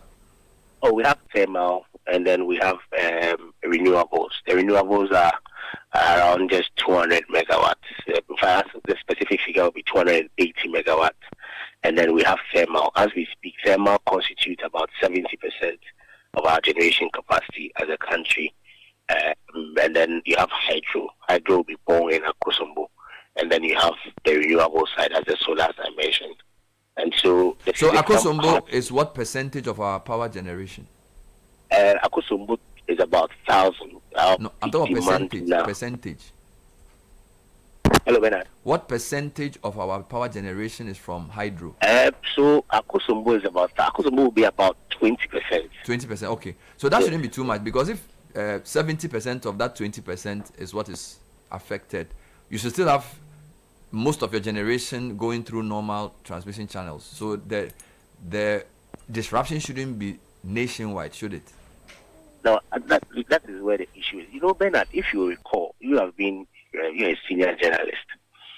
About 8 years ago, there was a conversation on excess capacity. And at the time, the previous administration complained that the Mahama-led administration, that's JM1, had signed power purchase agreements, and that the country had been planning to excess capacity. In any proper power generation system, you should have at least 20% of your power generation as reserve margin. As we speak as a country, we don't have that, because in the last 8 years, the development that would have happened with even the signed PPAs did not proceed as expected. A lot of them were terminated or were not given the no objection to proceed with it. And so we are on a very thin line when it comes to our power generation. So any major incident of this nature will have an adverse effect on parts of the country. And so that is what we experienced last night. Ordinarily, if we had the excess capacity, even if we had 20%, with this going off, you will just fall on the excess and then make sure that you place it and you can still generate the power. Okay, fair enough. But as a government... Yeah, fair enough. So preliminarily, how long do you think it will take to repair this? Of course, you said they are going to inspect, but we just want preliminary analysis, because obviously they would know. That would be difficult to mention now, because we have to. The minister is going there this morning for the briefing. Once we get a detailed briefing, I'm sure that we'll know what the extent of damages and then what actions would need to be taken. But like I mentioned earlier, the engineers are very experienced, and so I'm sure that already they are working around the clock to restore the system back to normalcy. All right, thank you. Thank you very much, Bernard. So that was the the gentleman in charge of communications for the Ministry of Energy, Richmond Roxon, speaking to us on the fire outbreak that damaged some parts of Gridco's equipment. Yes, indeed. So we are told that was 20%. Actually, hydro is 20%, and this particular system carries about 70% of the Akosombo's load. So it's a major challenge. In the meantime, Henley & Partners is the global leader in residence and citizenship planning, helping investors and their families secure alternative residence or citizenship through leading programs worldwide. We advise on the program for you and your family and assist with the entire application process every step of the way. For many Ghanaians, the key drivers for seeking alternative residence and citizenship include greater global mobility, investment diversification, business expansion, access to world-class education and healthcare, and long-term family security. Now, popular options for Ghanaians include Caribbean citizenship like Antigua and Barbuda, Grenada, St. Kitts and Nevis, as well as residence by investment programs in Greece, Portugal, Malta, UAE, UK, Canada, and the US. Now, this is the big one. If you want Henley to advise you, call 0206 042 101 or send an email to ghana@henleyglobal.com. Our office is at the Galleria Kempinski, Gold Coast City. Right. Everybody's a winner in the Ongalicious Abin Wahab promo. Over 4 million cities worth of cash and prizes to be won. Just look out for the special Ongalicious promo packs. Submit 20 Onga powder promo sachets and 20 Onga shrimp tablet promo wrappers at any Onga redemption center near you and receive your scratch card. You can review your unique code by sending to *713 *27# and win instantly. Cash prizes of up to 200,000 cedis are available. Deep freezers, smart TVs, kitchen appliances, and more. Promo runs 15th April to 15th July. Terms and conditions apply. For electrical services to cutting-edge renewable energy solutions, Left Signature is where you get your help. Download Left Power app from the Play Store, the App Store, or access the web version. Call Left Signature. Our expert solutions are like solar, microgrids, keeping your world powered and protected on both the technical side and on the power side. Call 0256 111 811 or visit www.leftsignature.com. You can stop by our office at Lashibi, North Celebrity Estate. Well, today seems to be a very popular day for birthdays. We have so many already on our console. Happy birthday, Nathaniel Holali Kofi Amwa of Type Company and Action Chapel Medina. May the Lord answer you in the day of trouble. May the name of the God of Jacob defend you. May he send you help from his sanctuary and strengthen you out of Zion. May he remember your offerings and accept your burnt sacrifices. He quotes our favorite Psalm 21-3. Amma Ohenewa is your wife, and she is sending you these dedications from your daughter as well, Ellie, and your son Maunyo. We love you. God bless you. Good morning. God bless birthday to Peggy Juliet Adobia Nto, my wife, and her twin brother Percy Julius Ado Nto, my brother-in-law. Tell them we love them so much. This is from Jonathan Welbeck, Mary Jochebed, and Peggy Lois Welbeck. Good morning. Trust you're doing well. Kindly wish my sister Agnes Ando of Elmina and my niece Naneta Mame Ekia Aseda Ando of Holy Child SHS a glorious happy birthday. May the Lord lift them to higher heights. Pastor Jacob Ernest Ando sending that from Dansuman. I'm grateful to have you as a partner. Thank you for your support, your care, and for always being there when it matters. Wishing you a year of progress, good health, and happiness. Enjoy your day. You deserve it. To Michael Brenu from your wife Safwa and the children.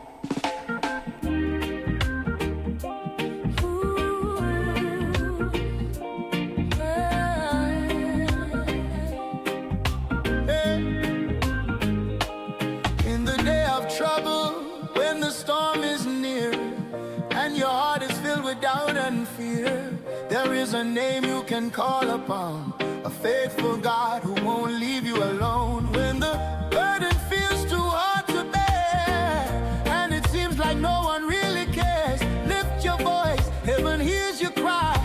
Help is on the way, don't you deny. From his holy place he will respond.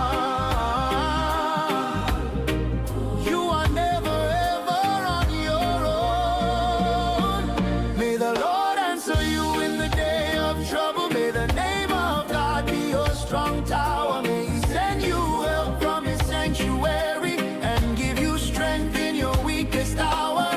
When you call, he will hear you, he will never let you fall. May the Lord answer you, may the Lord answer when you call. When the battle rises up like a flood and you're standing trusting in his blood. It's a song everyone is loving, and we're dedicating especially to Mrs. Bambi Ifua Deborah of EY. Today I celebrate the wonderful woman you are. May this year be filled with happiness and blessings. Wishing you a beautiful and fulfilling year ahead. Nanaya Deborah PM for Koforidua Nalag Eastern Regional representing this to his wife. Kindly wish my beautiful Queen Angela Yawson a glorious birthday. 30 years today. May you turn 30 today. May you be favored among your peers, and may many new doors be open unto you. From yours truly, Jacob Buttre, Zenith Bank Ghana Limited. My dearest husband Emmanuel Kranche Pong, Bank of Ghana ISO. Today's your birthday, and I want to celebrate not just your birth, but the amazing individual you are. On this special day, my prayer is that blessings overflow in your life. With all my love, your one and only international and uncommon Mrs. Kranche Pong. She sends a very long one, and the song summarizes it all for you.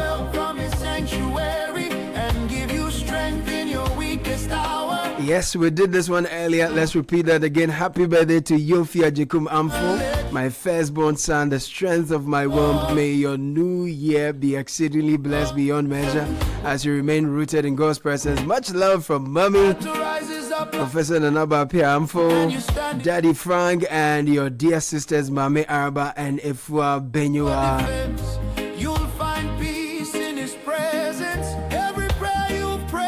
John Mark Bekwe, tomorrow is your birthday. Happy birthday in advance. He has seen and he won't forget. Your breakthrough is coming. Yes, Caleb. Also, congratulations to Professor Nanaba Apia Amfo. I think yesterday is when she held her public lecture. Yes. Yeah, her inaugural lecture at the University of Ghana. This is the Ghana Academy of Arts and Sciences. Yes, and the theme was Reclaiming Voice in the Global Order, Language, Gender, and the African Academy. Nice. Congratulations, Prof. Sharp. From his holy place he will respond. And this is the song everyone is talking about. Bernard says we review, unveil, project, let the world know, because sometimes people are asking me for the song that we've been playing this entire week, and Bernard tells us first, Abe could give me some name. I'm the producer. They say Aloski Studios is where this was cooked. I want to unveil the artist. Yeah. So first I heard some name that Desmonza something, but this morning you said it's fake Leslie news. Monza is his stage name. So it's not fake news. Leslie Monza is stage name. But he's here. Please introduce yourself. Oh, are you serious? This is the man who made this song. Oh, are you serious? Sure, you did the song. No, I didn't make it you did in the traditional sense. So I can't even sing to save my own breath. So. Oh wow! It's your song. I put the lyrics together. Okay. Yeah, but it's not the music, not the lyrics. Lyrics, music, everything. Okay, so let me start. Mm-hmm. So this is me doing This Is Your Day. Mm-hmm. Okay. I think on Monday. Yes. Right. With Pastor Joe Sapon. Okay. Right. And we started at 4 a.m. and then around 5:15 thereabouts, he veered into Psalm 20. And Charlie. I think I tell you. Oh yeah. He took me on a journey with Psalm 20, and then at 6 o'clock I heard Samia come, so I switched it off. I heard Samia come, I switched the thing off because I wanted to relive the Psalm 20. You wanted to, Charlie. And so the Psalm 20. I'm coming to defend yourself. It was giving me problems. Yes, it was giving me problems. So the Psalm 20 inspiration, I went on my phone and then decided to use the Psalm 20 to create a song using AI tools. Hey. So that's using Ibazi AI tools. AI artificial intelligence. What is that? Generative artificial intelligence to create this song. So you created this song using AI tools. I created it 10 minutes past 6. Yeah, I was going to ask how long did it take? And then we played it at 6. Yeah, 6:20 thereabouts. Yes. Hey, are you serious? Yeah, it takes 1 minute, 2 minutes to do it. So what did you tell him to do? Okay. Is it a him or a she? No, the two. This version you prompt the two. Is it a man or a woman? No, it's a man. This one is a man. Because you need to choose whether you want a man, a female voice, a male voice, or you want an auto. So it chooses for you. You told him what you wanted. Yes. You told him you wanted reggae.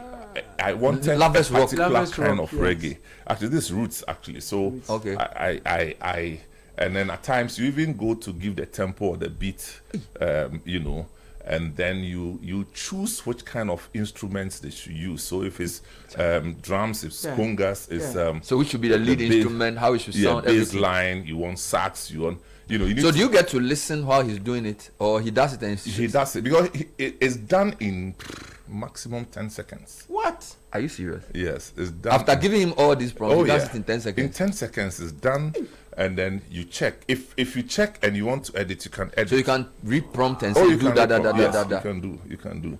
There are thousands of AI apps that's doing this. Prior to this Psalm 20 inspiration, had you done any other? Last year I was doing lots. Why were you hiding them? No, I wasn't hiding them. I was, you know, my thinking is not. Of course, I'm not a musician. I don't want to be one, but I'm looking at how I can use this AI to solve my problems with work. To solve your problems? Yes, with work. You know, generating music. Right. And last year I did quite a number of them, but I keep it on my phone. Try and listen and see whether it fits into the format that we are playing. You know, so I have love songs, I have reggae, I have worship songs, I have all AI generated. Wow. Do you have rap music? I do not have rap because I don't listen to rap. What about drill? You see, the thing is, you need to be in the space right to use their language, right. And that's why I do a lot of gospel. You know, so you probably will be able to do some gospel, but you do the gospel, I'll do the same gospel. It will sound different. Because at times I even add my own experiences into the song. But this one, you gave it the lyrics, or you suggested the lyrics to it? No, I said that they should use the theme Psalm 20. Psalm 20. And then I gave the context of who I am. Okay. So you did it to suit your person and your needs. To generate the lyrics first. So who is Leslie Monza? Leslie Monza is a character that represents my music. Leslie Monza. Leslie Monza. Yeah. Is the character that represents my music. So within this week, having been inspired by Psalm 20, you dropped another one. Yes. From the Leslie Monza studio. Fresh one. Yes. So, opinion, can you drop it for me? Drop it. That one is more West African. So, what are you doing with that one? What song is that? That's God No Go Shame You. God No Go Shame You. Oh, just like the AI. How part when you know? Oh, they speak pidgin na Bibiala. God No Go Shame You. Drop it. Drop it. God No Go Shame You. Hold on. The City Breakfast Show. Rise above the noise. When you feel like the road done and you know see light again. When the weight of life they press and your heart they full of stress. From the miry clay, he go lift you high, clean your tears, wipe your eyes. Though the night seem long and cold, joy is coming, this I know. Hold on, don't you fear.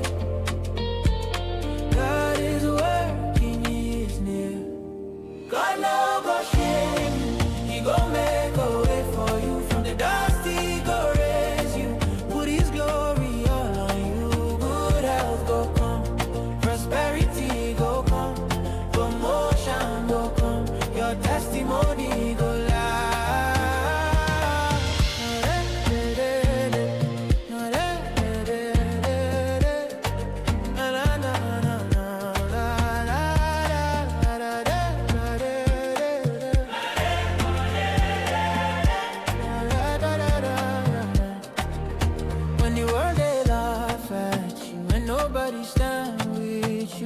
Your faith begin to shake and your heart begin to break. God no sleep, he there aside. Every tear you see him cry. What he promised he go do, every word he go prove. It's small, make you see better days they come for you. God no go shame you, he go make a way for you. From the dust he go raise you, put his glory all on you. Good health go come. So this is the God No Go Shame You. Yes, please. Wow. What's the inspiration for this one? Oh, that's an everyday thing. Yeah. Certainly. We encounter all sorts of things. Absolutely. And at times, in the process of going through some of the experiences, you wonder how it's going to end. Yeah. But the inspiration is that the same God who began with us will not leave us midway. Yeah. So God no go shame you. I love it. And look, I wrote it, or I generated it. Let me put it that way. But it's a story of many people. Amazing. Are these out there? Because people are sending me messages. They want to find a song. They want to enjoy. Someone says they'll find it next week. I was using Shazam to get the music. No, it's Leslie Monza. No, we'll publish it next week. Amazing. We'll publish. But there is more. I have over 50 of them. People are asking for the love song too.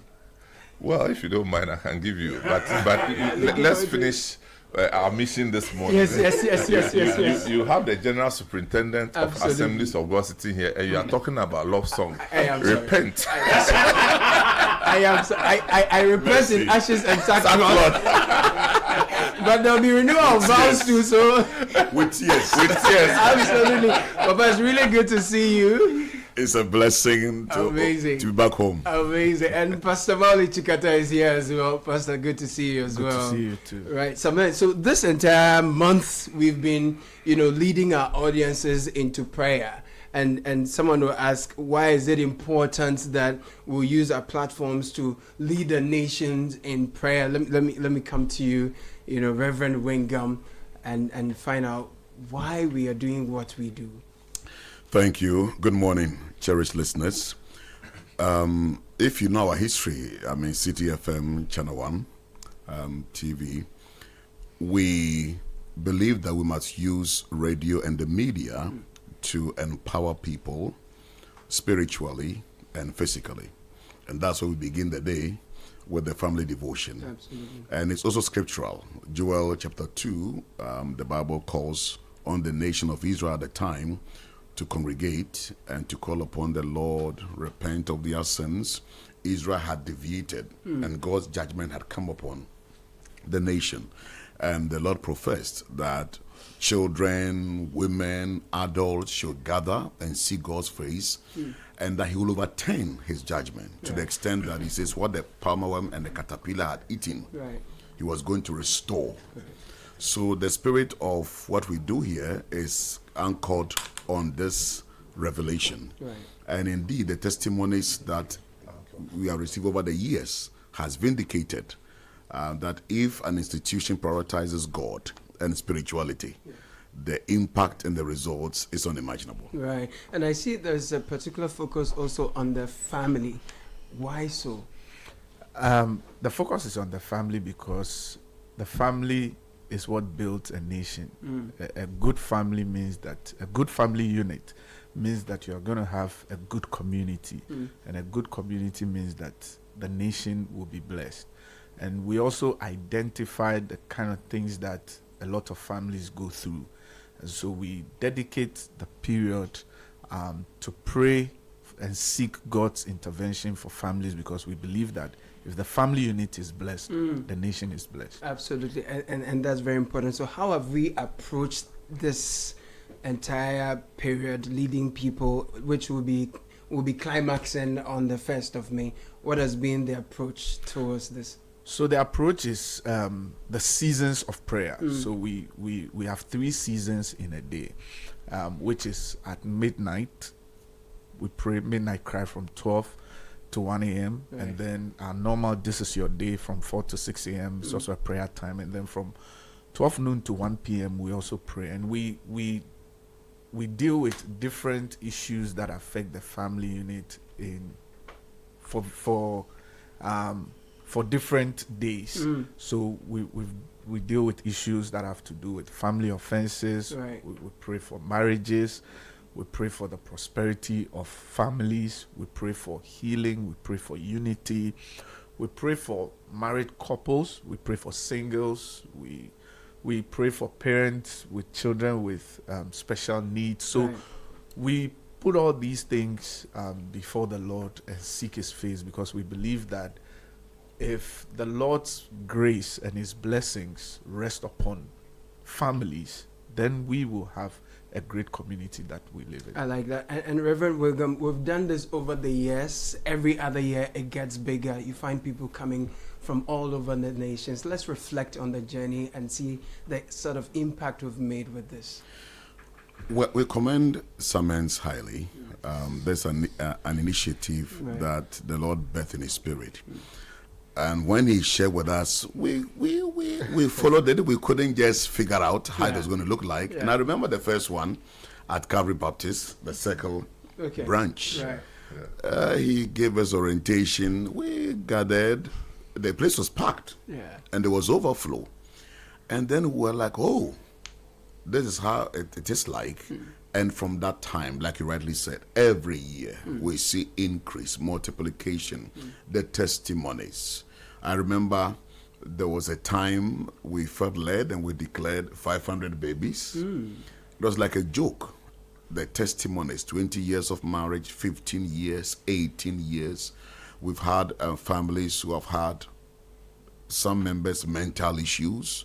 We've had people who came there, they were physically, they had physical health issues. I remember one particular woman, she was brought in a wheelchair.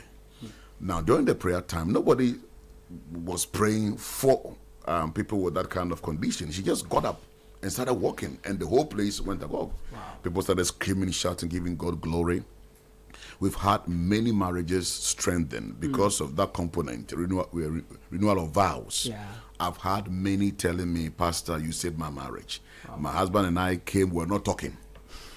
We've been not talking for days, but how can we stay in an environment of 6 hours prayer and then go back and still harbor bitterness and anger? So the testimonies vary, and we really encourage families to prioritize this event once in a year. I remember one particular year I was in Atlanta, USA. I was preaching for a pastor friend. Now, a couple had come to christen their baby. Now, the lady kept smiling at me anytime there was an eye contact. So I thought, well, probably she's a happy woman. Then the local pastor says, Reverend Wengam, can you do the child dedication? And many said, well, it's not done. A guest preacher doesn't. After the service, within the service, the lady said she had a testimony. She said, Reverend Wengam, when I was in Ghana, I used to listen to This Is Your Day. I was an addict. I tried to join my husband in the U.S. 5 times. I was denied visa. I attended family consecration. You encouraged us. And then the 5th time I went, I got the visa. And this baby is a product of my coming. Amazing. Amazing. You can imagine the joy. Wow. And there are several of such, testimonies. And Pastor Mali, every year people come from, what actually amazes me is the distance people travel to be a part of the family consecration service. Yeah, it's a blessing. It's humbling. It's really humbling to do a roll call. Like last year, someone called me and said, you need to acknowledge people from the regions.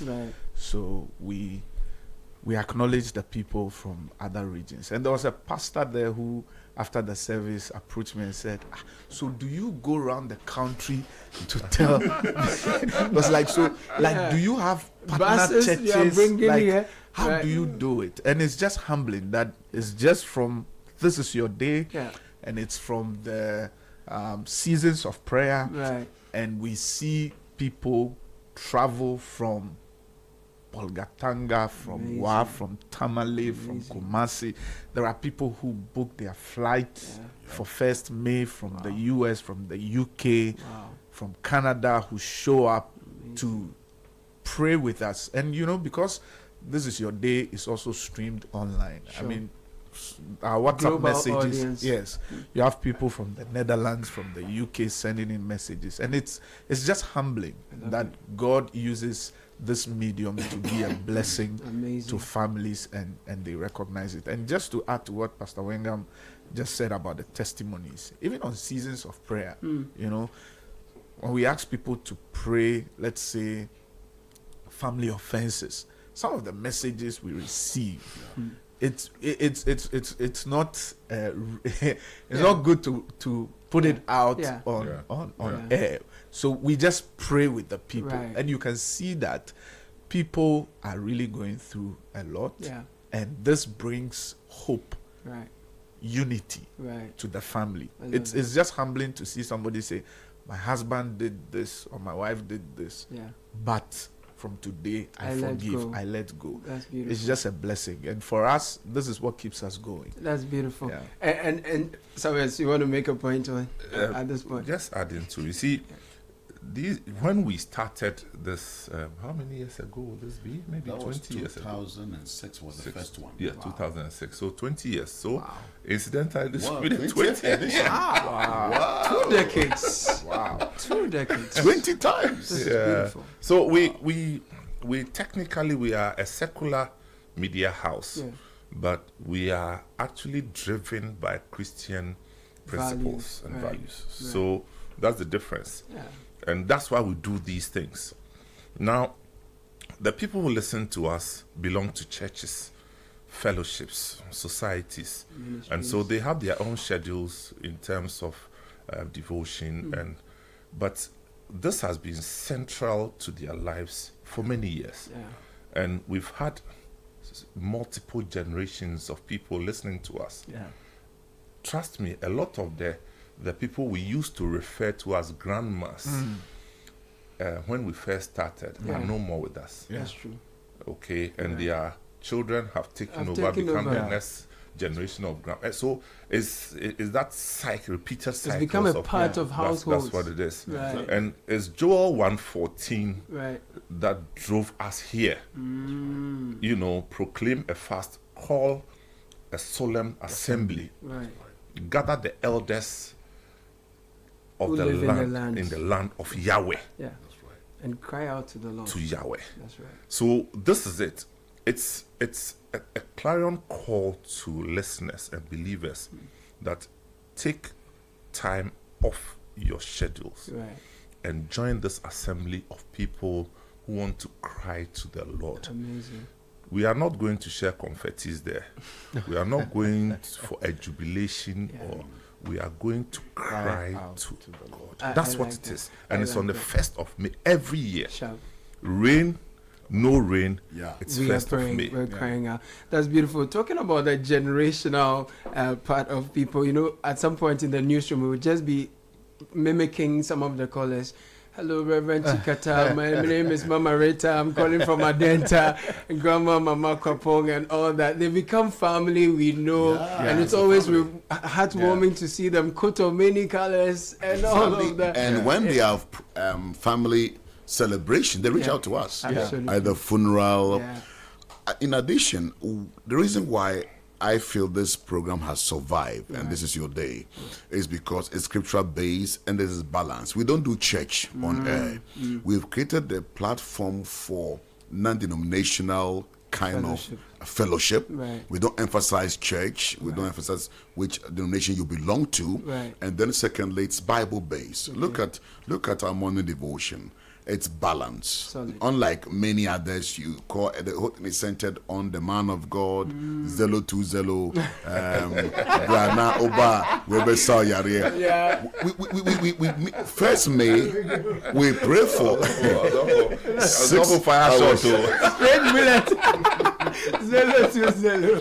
You know, we pray for 6 hours. Right. And look, when we began, we commenced amends for this discipline. He will insist no preaching, no commentary. Right. Straight to the point. Also, who blow my cover? We'll veer off, and you have to meet the Sahindrin. Wow. But it's helped us. Look, Also, in our go to Sahindrin. Oh, yes. Why not? Here we submit to authority. He's our boss.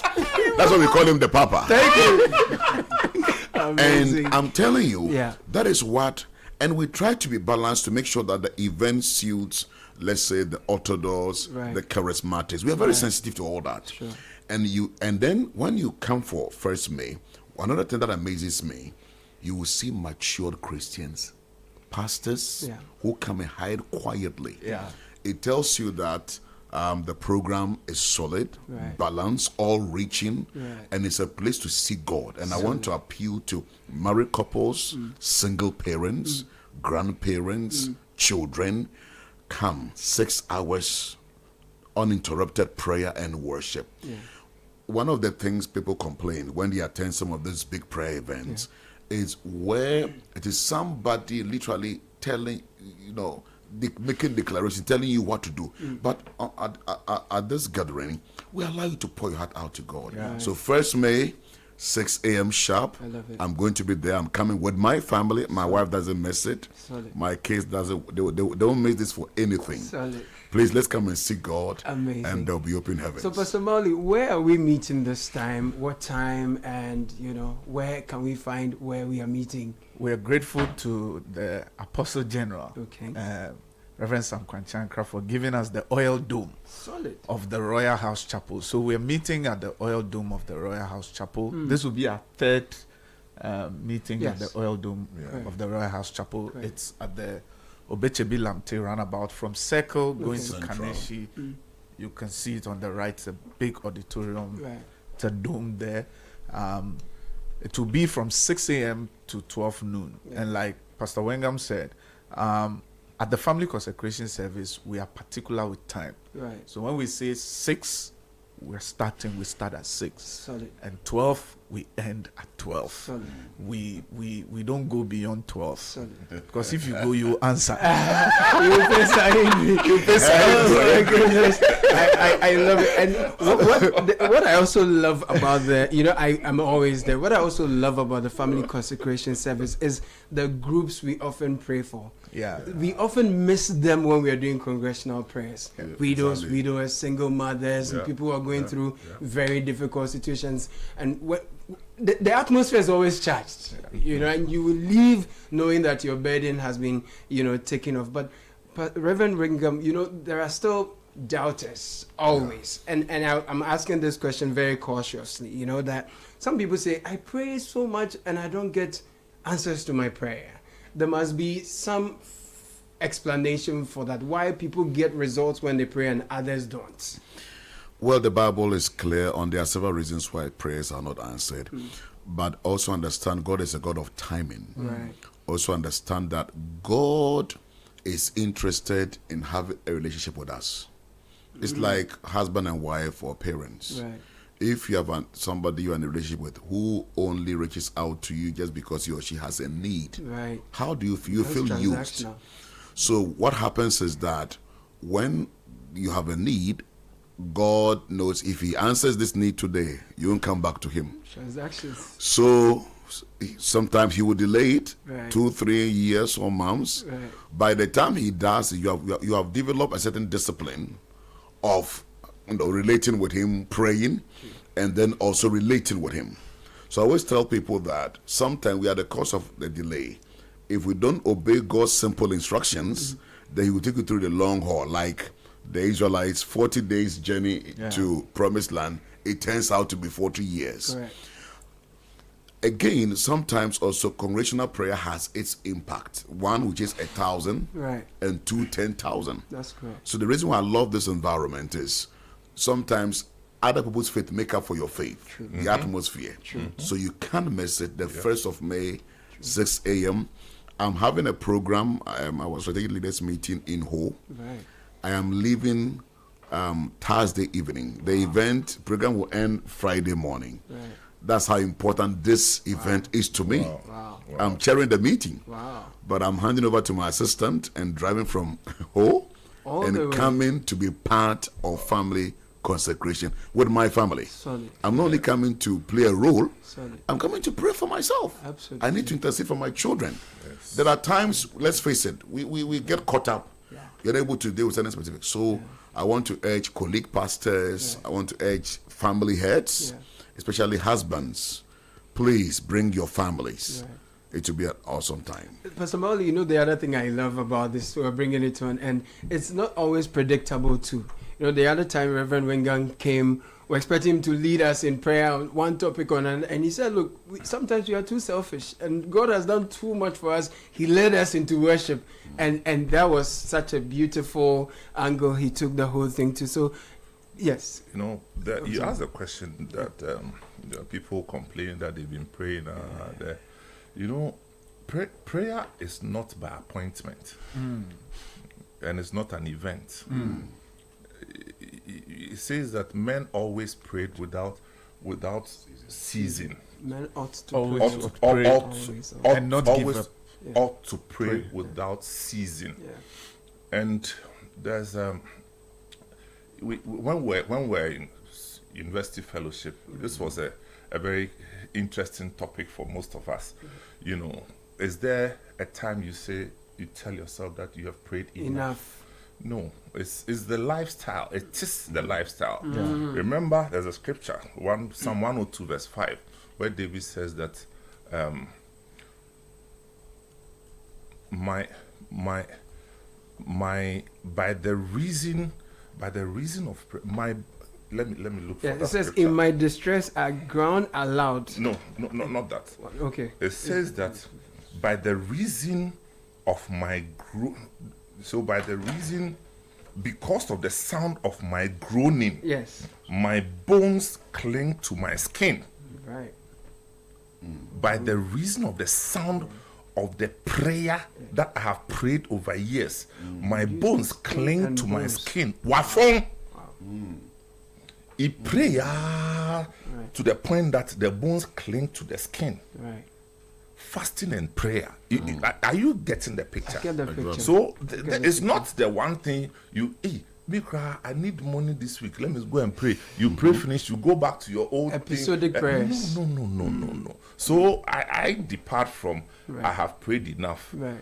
You know, it's like saying I have lived enough. So I want to check out. Right. No, the prayer is what defines us. Solid. David said, by the reason of the voice of my groanings, my bones cling to my skin. So it's a lifestyle. Yeah. Pastor Bali. Also, if we see prayer as just putting your request before God and God giving you what you want, then that's where the challenge also comes in. Right. But there are examples in the Bible where the request goes, but the kind of response that the people expected was not what they got. Yeah. And many times we lose that in our walk with God. Okay. Jesus in the Garden of Gethsemane, he said, Lord, if it is your will, take this cup pass over me. Let this cup pass over me. I mean, our Savior submitting to God's will. But he didn't get that. Right. He didn't get that. Right. The cup didn't pass. Yeah. He went to the cross. Yeah. But what happened next? It's the salvation to all of us. Right. By the reason of him going to the cross, all of us have the opportunity to be saved. Right. If God had answered that prayer, you and I would not be saved. That's true. If that cup had passed, you and I would not be saved. The Apostle Paul went to God 3 times for the thorn in his flesh. The Lord said, my grace is sufficient for you. My strength is made perfect in weakness.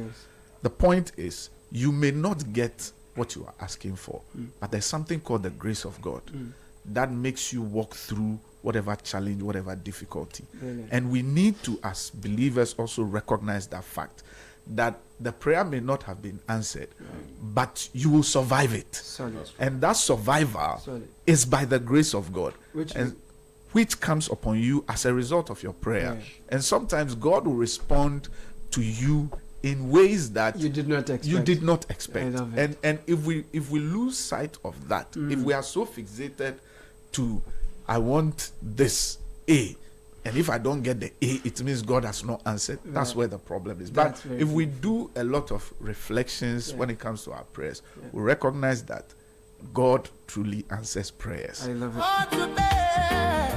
That's what you get on This Is Your Day, Seasons of Prayer. Very sound doctrinal teachings and prayer. And it's all coming together on the 1st of May. The family consecration service. Reverend Wingam and his men, his team of mighty men. They'll be leading us through prayer. Yes, so we have Reverend Fred Davis. Very well. Reverend Michael Kwame Nwagbewonu. Reverend Andrews Nelson Awintia, right. Reverend Mauli Benson, very well. Myself, and then Reverend Mauli Chikata, and then Reverend Stephen Wengam. Yes, amazing. Yes. Papa, so before we let you go, we will give you some time to, give us some words of blessing. Bless us, before you go, and we will join you on the 1st of May. something to the nation? Next week, Friday. Absolutely. Okay. It's also been a social platform. We've had people testify by coming for family consecration. They got to know somebody. Some led into marriage. Some led into business. Oh yeah. Right. Somebody said, I got a contract. I got to know this person. Right. So there are diverse angles to this event that God uses to bless people. So let's see you 1st of May. Come with your family and friends, and let's see God together. Father, we thank you for this morning. We bless you for our cherished listeners and our dear nation, Ghana. We commit family consecration 1st May into your hands. Thank you for open heavens and the mighty release of your power and your presence, granting safe journey to all who are coming from the north, south, east, and west. Show us your glory on that day. And Lord, as many listening to us, touch them and meet them at the point of need. Let your blessing rest on Citi FM Channel 1. In Jesus' name, amen. Amen. Many blessings. Reverend Stephen Yanusom Wengam, Reverend Mauli Chikata. Pastor Chikata, by the way, we'll be having an interesting conversation on AI, and I'm sure you'd love to be a part. I'm gonna go shame you. Hold on. Your time is coming. When you feel like the road done and you know see light again. When the weight of life they press and your heart they full of stress. From the miry clay, he go lift you high. Clean your tears, wipe your eyes. Though the night seem long and cold, joy is coming. Indeed, God no go shame us as we cry out to him. We'll take a very quick break. When we are back, we'll get into more conversations. Stay with us. He gon' make a way for you. From the dust he gon' raise you. Put his glory all on you. Good health go come, prosperity go come, promotion go come, your testimony go live.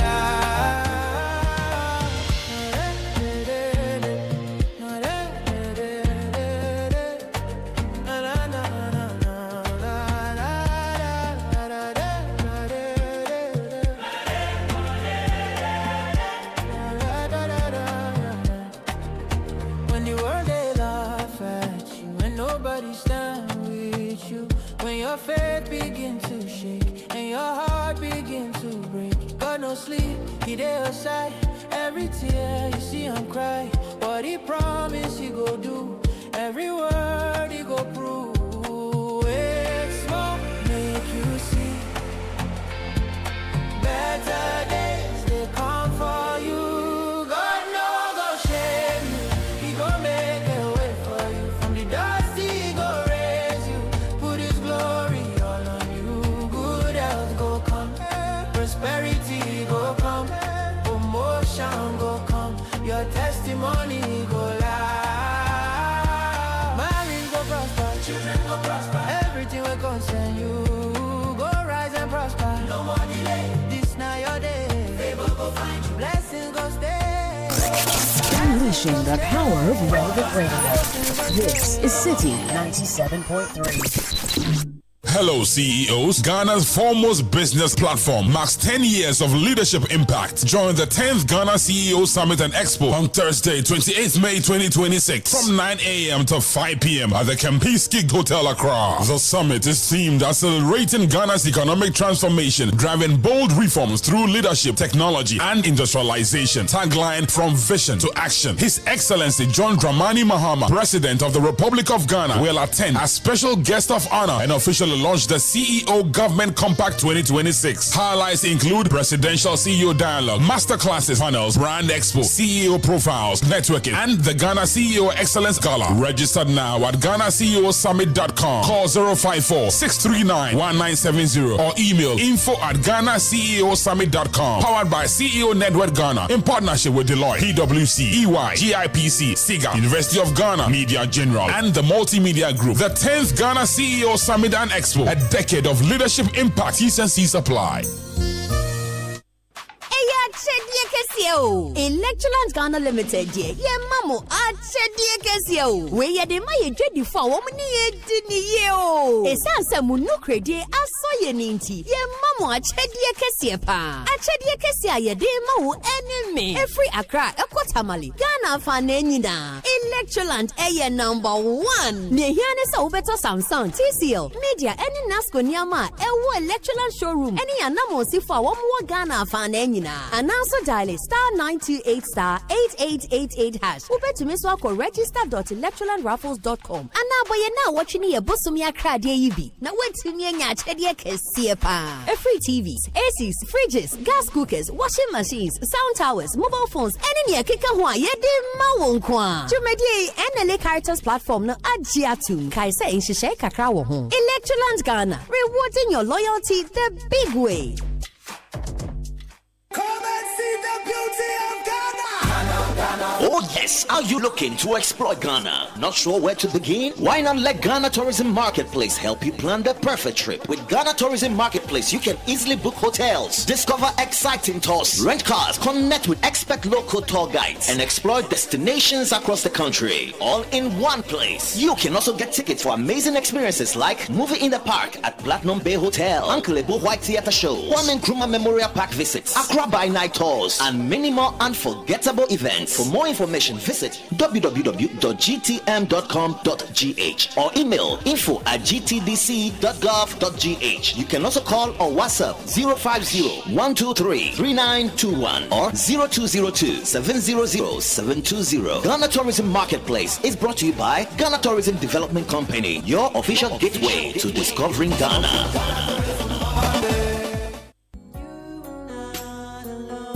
Yes.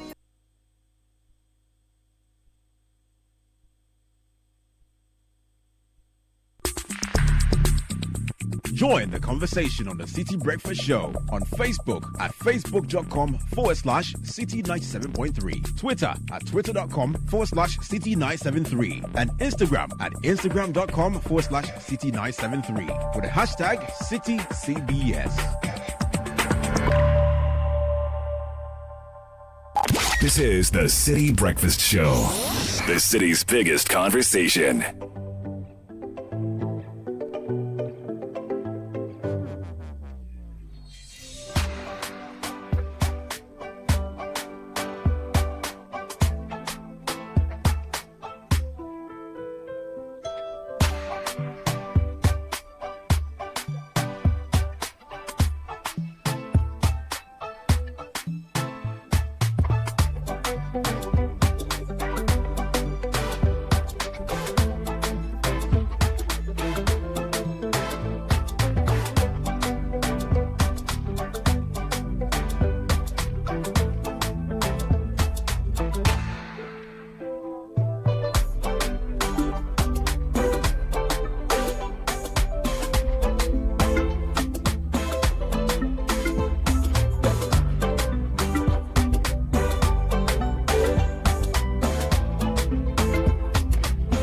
So it's 9 after 9.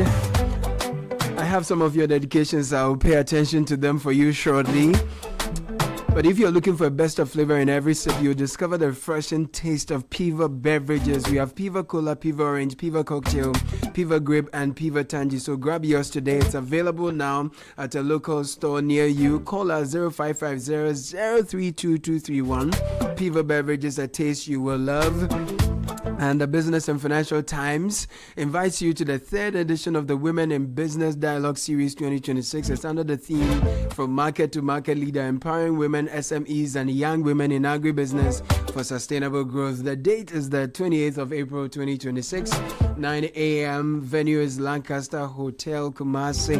The Women in Business Dialogue Series is an initiative aimed at promoting entrepreneurship, financial inclusion, and sustainable growth among women-led businesses in Ghana and beyond. This year's edition will provide the opportunity to connect, network, and learn from top business leaders among others. So call us now 0244-725-688 or 0209-457-427. Our sponsors and partners are EcoBank, Gino, Unilever, Ghana, and the Bank Hospital. Our media partners are Citi FM, Onua TV, 3FM, Asasi Radio, TV3, Hello FM, Kesman FM, and TV Lawson Radio and TV. Now Now, the Social Security and National Insurance Trust SNIT wishes to remind SNIT pensioners that they are all to undergo annual pensioners certification in their birth month. Effective this April, pensioners who were born in the months of January, February, and March but have not renewed their pensioner certificate will be taken off the pension payroll. This means that SNIT will suspend paying their monthly pensions until they have renewed their pensioner certificate. All affected pensioners who have not renewed their certificate are encouraged to do so before the next pension pay date. To make the renewal process simple and convenient, you may use any SNIT dedicated channels, that's the SNIT mobile app, SNIT branch, and the SNIT co-location bank.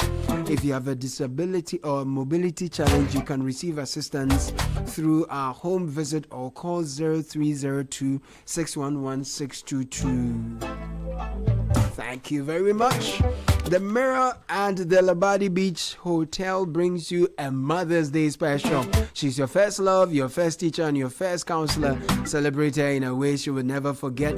The venue is Labadi Beach Hotel, May 10, 2026, 12 p.m. is the time. Rate for single is 750 Ghana cedis, family of 4, 2,800. Grab your ticket, dial star 725 hash. Star 725 star 7076 hash. For further information, please contact 0548 019 572. So I'll do two things very quickly. I'll do some of the dedications and the story about Meta, letting go of about 8,000 jobs. They are cutting over 8,000 jobs as they are spending more on AI. Let Kakra help us go through that story very quickly, and we'll jump into the details. Today is my birthday. I am Sergeant Abdul Gafaru Isahaku, driver to the Director General Technical at the National Headquarters, Ghana Police Service. Yes, sir. Happy birthday to you. Help me wish my sister Anna Maria Arthur a happy birthday, and my aunt Nana Safo Amponsa. May the good Lord continue to increase them from Rosetta and the family. We love them so much. Happy birthday to John, aka Testy, in Agunas Redro. May the Lord bless, guide, and protect you in all your endeavors. Keep excelling, brother. This is from your friend Samuel.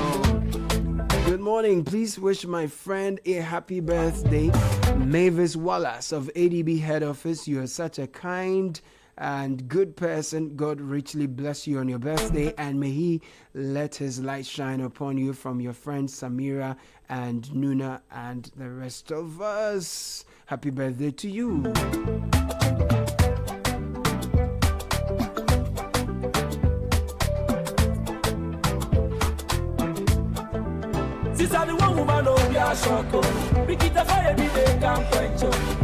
Well, the fire that is being quenched, AI is quenching some fire, and it's affecting some jobs.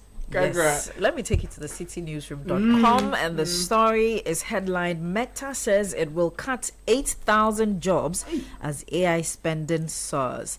The details: Meta will cut thousands of jobs next month as it spends more than ever on artificial AI projects. The company told employees in a memo on Thursday that it plans to cut 10% of its workforce, roughly 8,000 staff.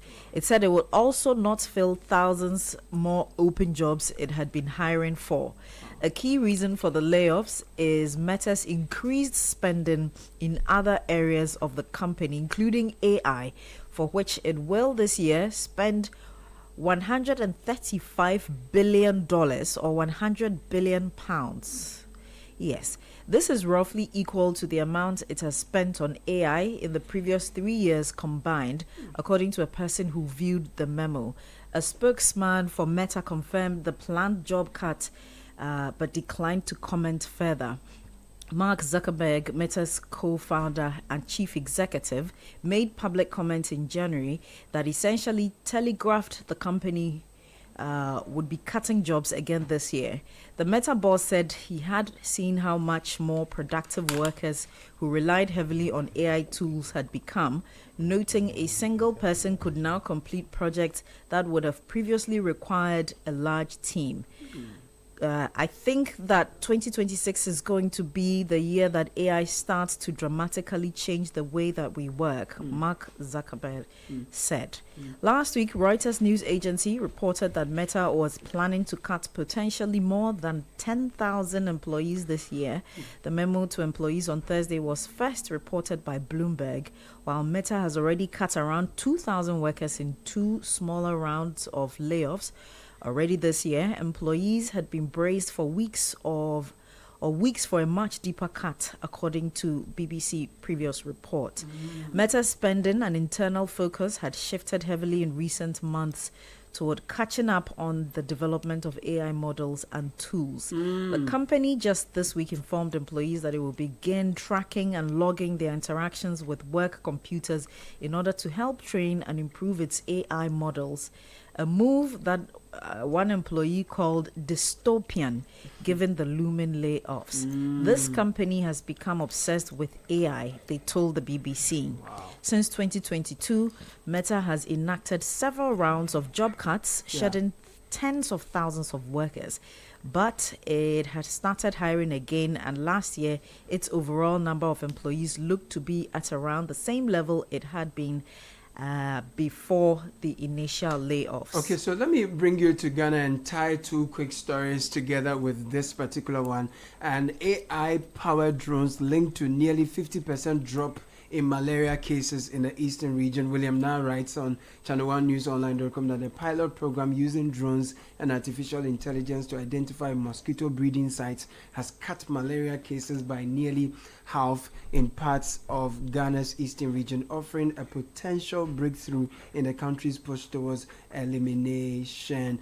At the Esum Health Center in the Kwaibibre municipality, where malaria has long dominated outpatient attendance, health workers reported a noticeable drop in cases during the intervention. It is our number 1 burden, said Philip Penty, malaria focal person at the Ghana Health Service. So we're looking at AI for a big tech company. We are looking at AI in the fight or drive against eliminating malaria. And then at our ports too, we are seeing AI. I've heard the ministers and those in charge, the GRA officers, say that they have reduced the turnaround time from over 2 hours to just a few minutes. And earlier also we have had evidence of a song made in less than 5 minutes. Typically people will go to the studio and spend so much studio time to churn out a song, but we are seeing how AI is helping with efficiency and productivity, and that's on the other side to leading to over 8,000 layoffs, and huge investment going into AI in a mega tech firm like Meta. I think that the whole speed of AI, we knew it will get to this point. Right. We knew it will definitely get to this point. And there will be a shaking before the re-establishment of how work should be structured. So I see it as a shift in the way things are done. So yes, 8,000 jobs will be lost according to the CEO of Meta. But within the AI space, what the fortunes that come with it is that AI is again able to suggest to you where the likeliest places that these 8,000 people are going to fit in. Right. Well, it's displacing them from Meta. Yeah. Based on their profile, competences, AI can suggest to you where they will fit next. Right. So I think the AI revolution is real, and it's not just technology industry issue. It goes beyond that. I mean, it's just our days when we were studying computer science. We were introduced to artificial intelligence. Right. Okay. Right. But we couldn't figure it out because at that time, this late 80s, we were thinking machine learning. Correct. So machine learning, as you hear machine learning, the machine was learning. Exactly. Literally. Yeah. Now the machine has learned to a point that it It is started intelligent. regenerating. Yeah. So machine learning now, generative AI or generative machine learning, Yeah. what it means is that it's creating new outputs based on their sourcing of a large collection of data, which they analyze and create based on the mimicking of human intelligence to create new outputs. You understand? So we have a large volume of data. Yeah. So once you issue your prompt, it goes into that data, runs quickly through the data, and then based on the instruction given, it recreates based on the intelligence sourced from the body of data available to give you a new output. So it's coming to solve a lot of problems. Yeah. You know, AI has now moved into the GPS systems. Yes. To the extent that if I am going from here to Kumasi using AI will be able to tell me real time every point, geographical point, that there are obstructions. Yeah. How long it will take me. If anything changes, it will update you. It will update. So it's only come to make us better and more efficient. If it displaces you from work, it should be able to tell you where based on your competences you best fit. Okay? Yeah. AI is not for the lazy person. At all. It's not for the lazy person. Yeah. And even in using generative AI, so your Chat GPT, your all the other ones that you use, Gemini. And all, you know, if you is giggle is giggle, as we say in computer language. Giggle. Yes, garbage in, garbage out. If you instruct rubbish, you get rubbish out of it. G-I-G-O. Yes. Giggle. Yeah, it's a computer science technology terminology. Yeah. Giggle. Garbage in, garbage out. If you tell the AI rubbish, you get rubbish. So if you are a high-performing professional, you're putting in solid stuff, your prompts will influence what you get out of it. I don't think that in this age, any space, and I'm talking about professional space, technical, skill, service, whatever. Vocational. You can't be more efficient outside of the AI regime. You can't be more efficient outside the AI regime. I'm telling you, you can't be more efficient. Yeah. So to be AI illiterate is to be out of job. It's too dangerous at this time. I was reading something last week about a company in Canada, and they are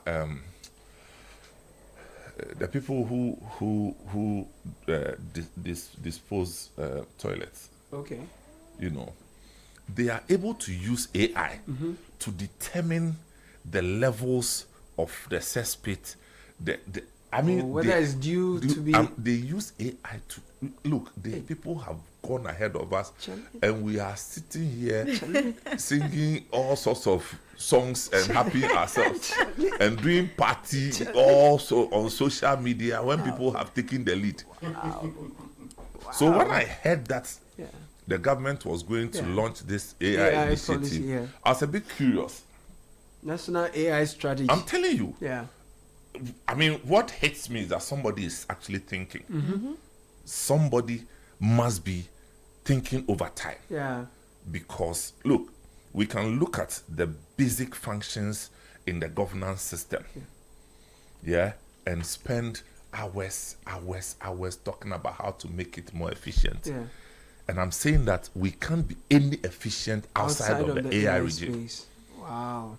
That's a very interesting one, Kaka, because we are seeing AI deployed in HR, right? Obviously, in media, education, academia, every aspect of our lives, and medicine. Yeah, medicine everywhere. In medicine, people are doing telemedicine with AI. Yeah. And I've read literature that suggests that it could be wrong. It will be wrong because you prompted it wrongly. Case closed. Right. So the giggle comes in here. Yes. If you put in the wrong description, it will give you the wrong diagnosis. Yeah. I think I saw a Facebook post by a leading lawyer, Asankoma, that AI makes a good lawyer better. And it's similar to the garbage in, garbage out phenomenon that Uncle Sam talks about from computer studies. I think there's a moral argument about AI. There's a collection of people who feel that AI is taking thinking away from us and therefore encouraging laziness, especially for professionals. But listening to Uncle Sam, I think that argument is a non-starter. It depends on the individual professional. If you're lazy, then the kind of input you're going to, or cues you're going to give the AI will match the way you think. But if you're a professional who is astute, who is assertive, who thinks and is clear about their work and what they want, then you can cue the AI accurately, more precisely, to give you what you want. For instance, listening to him, Uncle Sam, talking about Psalm 21, Psalm 20, and Psalm 20, and a whole song that he's generated from that. There was a bit of clarity as to what he wants, the message of Psalm 20, as against just typing in the AI, make a song for me. Even then you are going to see you wanted out of the exactly. sound. So it shows that you yourself have to think clearly about what you want or what you expect, and then you have to be a bit more meticulous than just the quick, easy way of, okay, generate a song for me or generate a business proposal for me. So if you're going to use the AI for your business proposal, then you have to understand even the business you're doing or you want to do. You have to do a bit of reading about it so that the instruction you give will not give you a vague output. And then we're going to have the conversation about AI is making us lazy, but it's not necessarily the AI. So you yourself, you have to be on your feet. You have to think on top of your game. Exactly. Yes, I was please come in. I was moderating a panel on this similar conversation when one of the panelists said, what you do with the AI is not to outsource the thinking. You outsource the labor. So that AI does the labor for you, and then you use the work AI has done to do your strategic thinking and stuff like that. So that informs the kind of approach that generally people should approach the AI with, not to panic, but to outsource the labor and then make life easier for you. You know, sometime last week, I had a small meeting with Bernard and the team. And it had to do with our inventory management. And I'm talking about commercial, inventory of commercials and all that. So after the meeting, I sat and I said, I remember in university, studying operations research. You know, the uses of quadratic equations. Operations research. Yes, using quadratic equations. The man is a scientist. So I decided to use AI. That's right. To educate me on how I can use quadratic equations to solve my inventory problems. Okay. And I hit it like that. So I called Bernard, Charlie, bro, come and see. This is it. Come and see. Using quadratic equations. Uncle Sam, please slow down. The quadratic equation, we are not with you. It's thrown you off. You are on my own. You are on your own. At least my friend Ben Otu is listening. Ben is the former DC of Gomoa Central, right? He's a solid mathematician. So Ben is saying yes, it's correct. I pick it. Oh my God. You know, so I used the AI and it broke the thing down so beautifully. Wow. Your maximization points, your minimization points, your optimization level in terms of inventory, how it relates to audience appreciation, where there are overruns and burnouts. It's like a new movie. So I'm saying that if I was not exposed to quadratic equations or for to expand it binomials, polynomials, all these things. You're spoiling there. How was I going to even think about it? And then so influence your prompt. The AI, no. Yes, Ubeko Wunko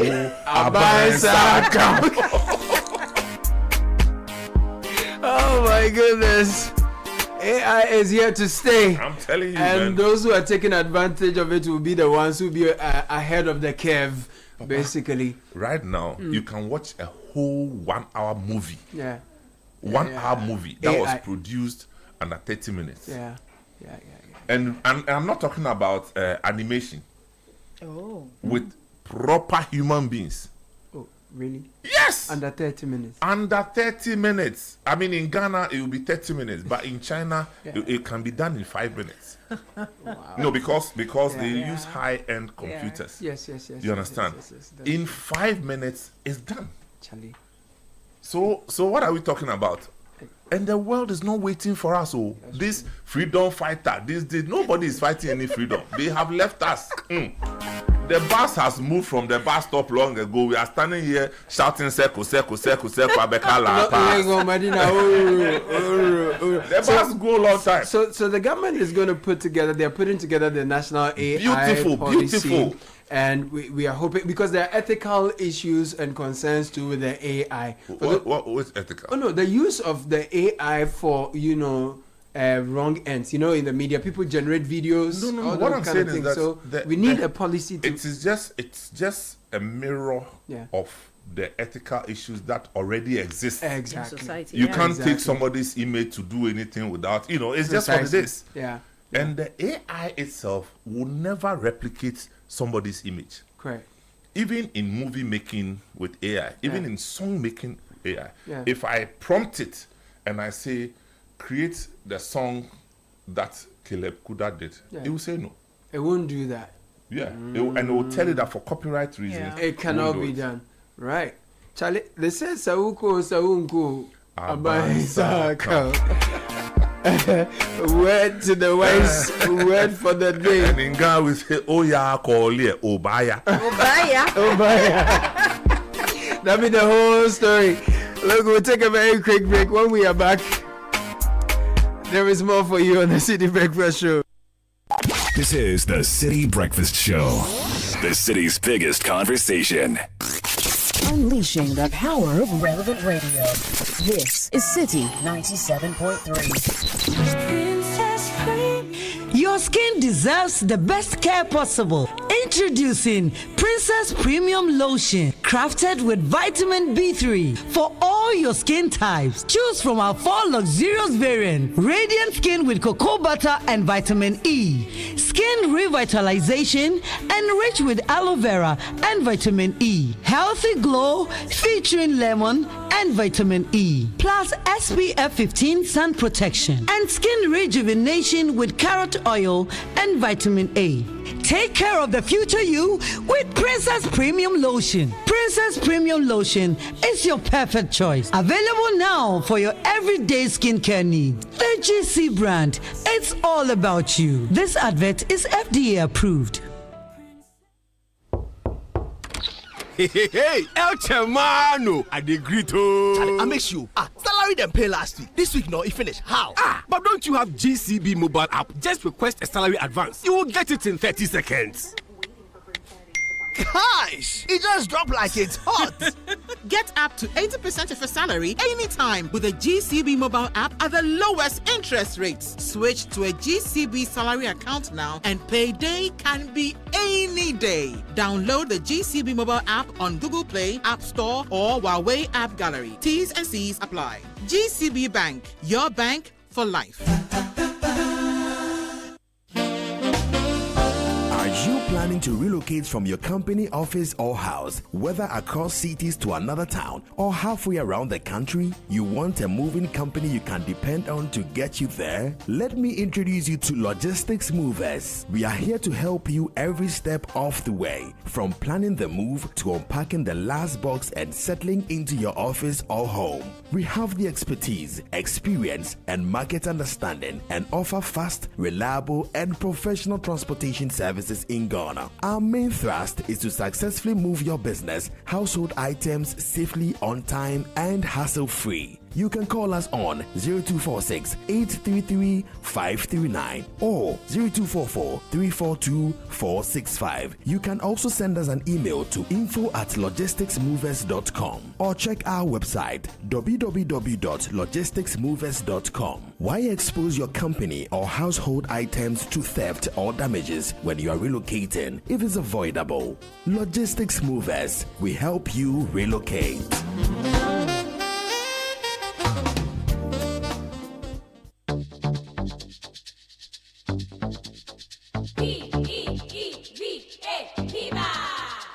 Looking for a burst of flavor in every sip? Discover the refreshing taste of Piva beverages. Enjoy the classic Piva Cola flavor, perfect fit anytime. How about a fruity adventure? Try our delightful Piva orange fruit drink packed with recognized citrus flavor. Craving something exotic? Our Piva cocktail fruit drink brings the tropics to you. For a sweet and juicy treat, grab our grapefruit drink and don't miss out on the refreshing Piva Tangerine fruit drink, bursting with tangerine flavor. Piva Cola, Piva Orange, Piva Cocktail, Piva Grape, Piva Tangy. Grab yours today. Available now at your local store. Call us on 055 00 32231. Piva, a taste you love. This advert is FDA approved. P for Piva. The City Breakfast Show. Rise above the noise.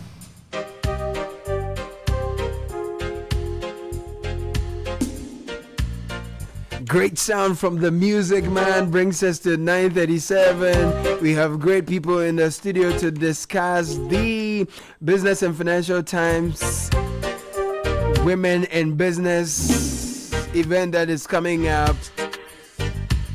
Francis Botre Dadzi is finance manager. He's here with Theresa Kofi, senior marketing executive. Let me welcome you very specially to the studio, Francis and Theresa. By the way, we have Francisca in the studio, so Francis, meet Francisca. Francis is my brother. Welcome. There you have it. Guys, good to have you, really. So, you are having the Women in Business Summit. Dialogue series. Okay. And the theme is building market leaders, empowering women-led SMEs and agribusiness for inclusive, sustainable growth. First question is, what is this about? Okay, so Women in Business Dialogue Series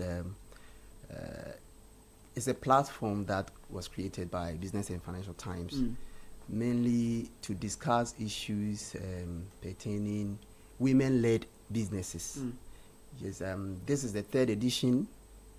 Last year it was in Kumasi. Right. The first edition was at La Palm. Okay. And this year so we are Accra, going back. Kumasi. Yes, please. Okay. Yes. Okay. So the event is driven by the need to unlock the full potential of women-led SME and then agri-businesses, which currently is under-supported, despite their economic impact. So this year's theme reflects our focus on building sustainable, resilient, and strong women-led SMEs and agri-businesses that is capable of employing and also contributing meaningfully to the economic growth. That's great. Kakra, there's been a lot of initiatives such as this to give a lot of support to women-led businesses in the past, and a lot more keeps coming in, and I think it's great. Yeah, kudos to Francis and Theresa. Yes, I think both of you and your team are embarking or have been embarking on a very significant part of the economy. Often, or for many years, women have not necessarily led businesses or been leaders when it came to economic matters. I'm from a woman-led SME, family business, so I'm always proud. My mom started a furniture business that today my twin sister manages, and so I'm always inspired. I'm always an activist. Sharp. for women in business. So yes, we look forward to this dialogue series. Super. And I like the fact that you're also focusing on agribusiness. Tell us about why this focus as well. No, women in SMEs and agribusiness. Okay, so Teresa. we can see women do a lot when it comes to businesses, and agribusiness is one. We have women who are peasant farmers. So when you go to your backyard and you get some foodstuffs, you know it's the handwork of a woman. Because somewhere in Ghana, it is the women who bring back home what they do, what they farm on, and feed the whole household with. So looking at them and then focusing on them and helping them to scale up is our focus at this moment. So women are particularly the target, women in SMEs, agribusiness, and all of that. How can they be a part of this? Where will it be happening? Okay, so this in Kumasi. Where in Kumasi? Yeah. Yes, it will be happening live at Lancaster Hotel in Kumasi. Yes, because Kumasi is the commercial heartbeat of Ghana's middle belt. And then hosting it there brings key businesses and then women-led SMEs together. And this will help our agenda too. Very important. How can anyone be a part of this? We are listening to you. We want to join in. When is it and how can we be part? Okay, so participation is strictly by invitation. Okay. Yes, but you can join us on our BFT handles. Okay. On all our social media platforms. On Facebook, you can join us at BFT Ghana. On LinkedIn, Business and Financial Times. On Instagram at BFT Ghana. On TikTok, the BFT Online. And then on YouTube, Business and Financial Times. Now, I see that you have EcoBank as one of your sponsors. Who are some of the others that you would want to acknowledge? Okay, EcoBank is our lead sponsor. We have Gino from GB Foods, Unilever. We have Echima Kwama Rural Bank. We have Agri House. Okay. The bank hospital. Okay. Yeah. That's a good one. So, guys, what should we expect when we participate in this year's Women in Business Dialogue Series? Participating in this event, participants should expect a high-level networking opportunities, and then financing opportunities, because we are bringing together the financiers. If EcoBank is there, if your idea is great, they will bring it to life. Right. Yes. So, and we also have Echuma Kwawuma Rural Bank. We are also bringing industry leaders.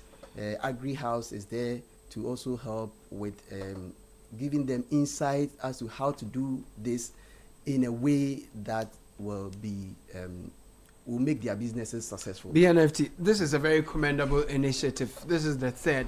Have you been tracking the progress of your participants in the past, or what strategy do you have in place to track the progress of your participants? Okay, so we focus on tangible outcomes.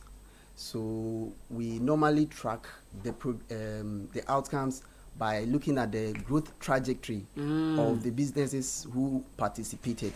And also at the back of the event, you see financing has so many strategies.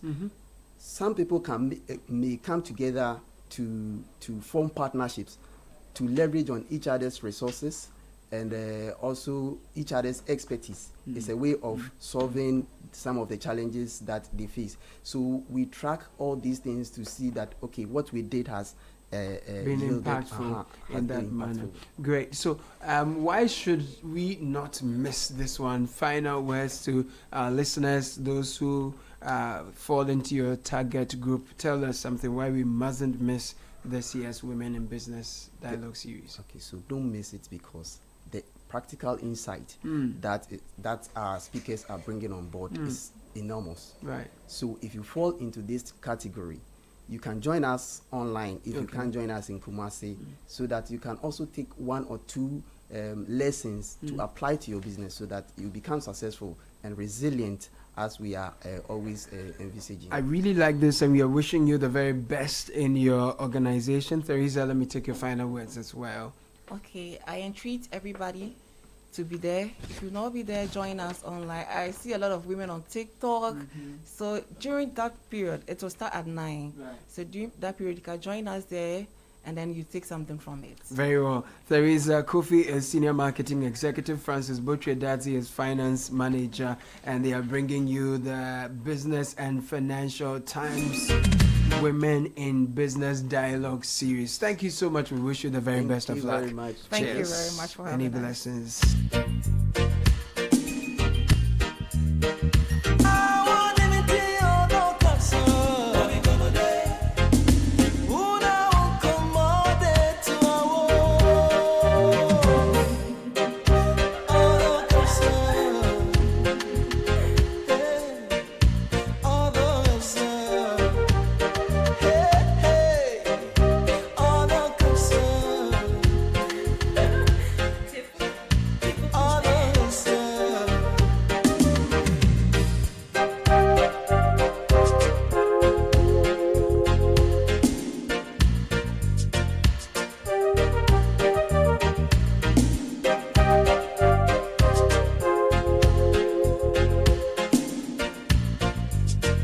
And joining us in the studio is a lady beaming with smiles, bearing awards and products. Definitely, they are very proud of the achievement. Marketing manager, non-alcoholic category, Guinness Ghana, Diana Asabia Dako. Diana, good morning. Good morning. It's good to see you here on a Friday morning. It's good to see you too. Thanks for having me. How's business? How is the Malta Guinness? No? Well, I mean, we won an award, so I can say it's good. No, but it's very Congratulations. But thank you. Well thank done. You, thank you. Yeah. But it's a challenging terrain. I definitely I acknowledge that. But to come up tops, carrying an award for Product of the Year says a lot. Indeed, it's been a very competitive space lately. Every now and again, we see new brands competing very strongly. But you have emerged the Product of the Year. Malta Guinness, you've emerged the Product of the Year at the Ghana Beverages Award. What would you say contributed to this achievement? Well, Malta Guinness has been part of the Ghanaian life for 35 years, right? And I believe that the depth of this relationship definitely contributed. Also, the product in itself is distinct. It's locally produced by Ghanaians, for Ghanaians. And then also, it's, the raw materials are sourced right here in Ghana. So, Malta Guinness is made from malt, real malt grains. Let me just make that make that clear. Real malt grains. Very important. And then sorghum. And the sorghum we use is actually sourced from, farmers from the north. Right. So, it has a strong heritage. People can relate to it, can connect to it. And 35 years of producing a quality product definitely did contribute. So you have your footprints on the grounds, you are experienced, and you are part of the Ghanaian heritage, and all that contributes to the excellent production that you bring to the fore and your ultimate victory. Congratulations once again. Thank you take so us through much. how the organizers got selected and eventually emerged winners in this particular competitive category. Yes, I would say the process was rigorous, but the good thing is that 70% of the power to win was given to the public. Okay. And so the Ghana Beverage Awards team decided that they'll make Ghanaians vote for their favorite beverage, right? And then 30% was actually based on the impact of the brand on the category, the performance of the brand. Of course, it should be doing well.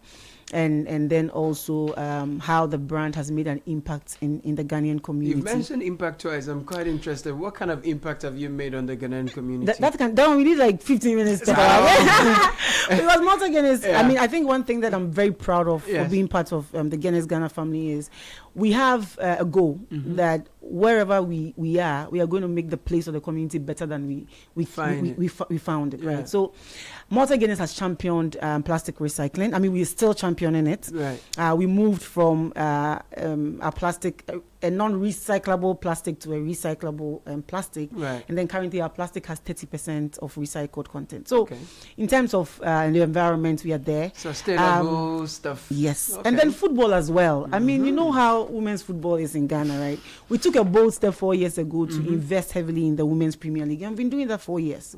Wow. With cash and kind, Nice. right? So that as well.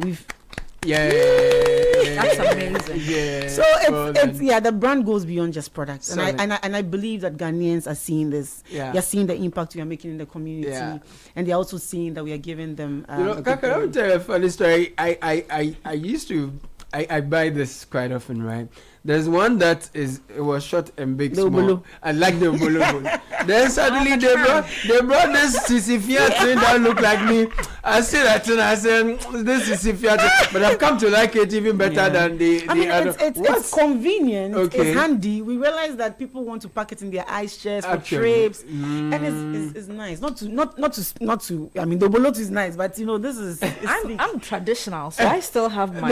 You like the bolo? Oh, so I have a crate in my house. I refill my bottle. You like the returnable bottle? Oh, so you do it and then they take it back and I mean, that was the first packaging actually. So people have a strong emotional connection. That's true. That one sometimes when your mosquito can understand breaks, then you put it on their mouth. You see. So far as you are drinking more, so different people love. Let me tell you what. Because you mentioned football. Yes. So we used to use the cork. Right. The cork when you open it to play football. Yeah. So my twin sister and I, we've kept the corks of the bottles. There will be lots of it. We use it for this football. I don't know if you guys are aware of it. Yeah, so you play with the finger or something. Oh, so you have a small ball, then you kick that in and it enter the pool. So you see the emotional connection. Like the brand has been with people for many generations. So really. So different people love the brand for different reasons, things, and a lot of childhood memories as well. Yeah. If they don't give you malts for your date, it means that maybe you didn't do well. You didn't do well in your you see that thing. You didn't do well. But Ghanaians are aware that you mentioned earlier that Malta Guinness is produced here, and with malt, sorghum, all sorts of things. Do people really know this? And I often see, and I always make sure to check that there is made in Ghana. Oh, you're following us. Yeah. From the change in size to the insistence on the made in Ghana thing. But do you think people know this, or should they be more aware of this? Yeah, I think awareness is growing over the years, because for the past two years, maybe 1 year and a little over, we've been very intentional because, like I said, the category is growing. You even mentioned that it's becoming very competitive. There are new entrants, but there is a distinct role that Malta Guinness plays, and that's the fact that it is not just a malt flavored drink; it is a brewed malt drink. And so we've been very intentional this last couple of years because we appreciate the fact that it's becoming more competitive. I mean, we used to be there alone, and probably we didn't have enough reason to keep on, But now we need people to know that we play a distinct role in this category. We are local, we are brewed from real grains and not just flavored. And I think that, there's more room for improvement, but I think that we are in a good place. Someone is asking why you no longer produce the 500 ml and 1000 ml pack size. Is that correct? We never had 500 ml pack sizes. I'm like, where did this come from? Maybe it's an innovation idea. He wasn't saying that this is too small. I need 500 ml. Look at so don't worry, tell him that we'll consider it. No. But what does this award mean to the brand? What more should we look forward from you, because to whom much is given, much is expected. So tell us. Well, this award means a lot to us. I mean, like I said, we've been in the market for 35 years, and to still stay relevant after 35 years is a big deal. Right. And so we appreciate the fact that Ghanaians see what we are doing. Yes, it's been a very competitive category. There are new entrants, many cheaper, but people are still choosing us. And so for us, it's an endorsement of the consistent quality that we've maintained for 35 years. And we just want to ensure consumers that we are not going to compromise on that. We like it. We are under pressure, but we're not going to compromise on that. Thank you we are very not going much. to compromise. Keep the standard. We are not going to compromise. We're still going to use natural grains. Nice. We are still going to make sure that it's nourishing. We are still going to make sure that it keeps the standard. Now, today is Friday. Kaka, she came with something. You have to get like buffalo or some hot meat pie, and you have to add it to this water. Diana, so as you have come here today, is a Friday to talk about your award. What are you trying to tell us? You come with a whole box of award. That one fine. You will take it back. But I've told Franklina to chill some for you. Oh, you've not been informed. Are you sure about this? Because I bet Chris also looking at me. She's assuring All eyes are on me. That was the first. All eyes are on me this That was morning. the first instruction I gave this morning. That Franklin chill some for the people. So I hope she obeyed though. Because Kaka, you heard her. Today is Friday. This woman, she's a lawyer. I've mentioned the name. I've added evidence. Franklin. So please. I'm saying she's a lawyer. Please. She's giving you the name of the witness. The only thing I did Franklina is the both first and the my producer has confirmed. She said the only thing I she didn't bring is the both. Don't worry about that. We can that find one it. I'll deliver it. We'll find our way. Now she's going beyond. She's promising again. I'll deliver that one. This woman. Thank you. But I just quickly wanted to ask her because she leads. She's one of the marketing managers. Absolutely. How do you personally feel when this is the people's verdict about your brand? I feel very proud and fulfilled. Like I keep on saying, it's become a very competitive category, and for people to keep choosing us. In fact, when they told us that they were going to introduce public voting, I was like, "Ooh, this is like a that's Judgment Day. That's Judgment Day. That's Judgment Day because we've been doing a lot, and you ask yourself, people are really seeing it. So for me, it's a proud moment. And That you are the people's soft drink. And it's an encouragement as well. Nice one. To keep going. Then someone. Thank you. Then Thank you, Kaka. Just to react, producer has also confirmed that the thing has come. Yes. So at this point, it's a good time to say goodbye to you. Thank you so that much we for can having also me. go and constitute ourselves and appropriate what you so brought. much for having me. I But enjoyed my time. congratulations. Yeah. We wish you well. Thank you. To more exploits, bigger frontiers you will break, and we'll see you next year with more awards With and more awards. greater impacts. Kudos. So, Thank you. Diana Asabia Dako. What is this song for me? Stand up for the champions.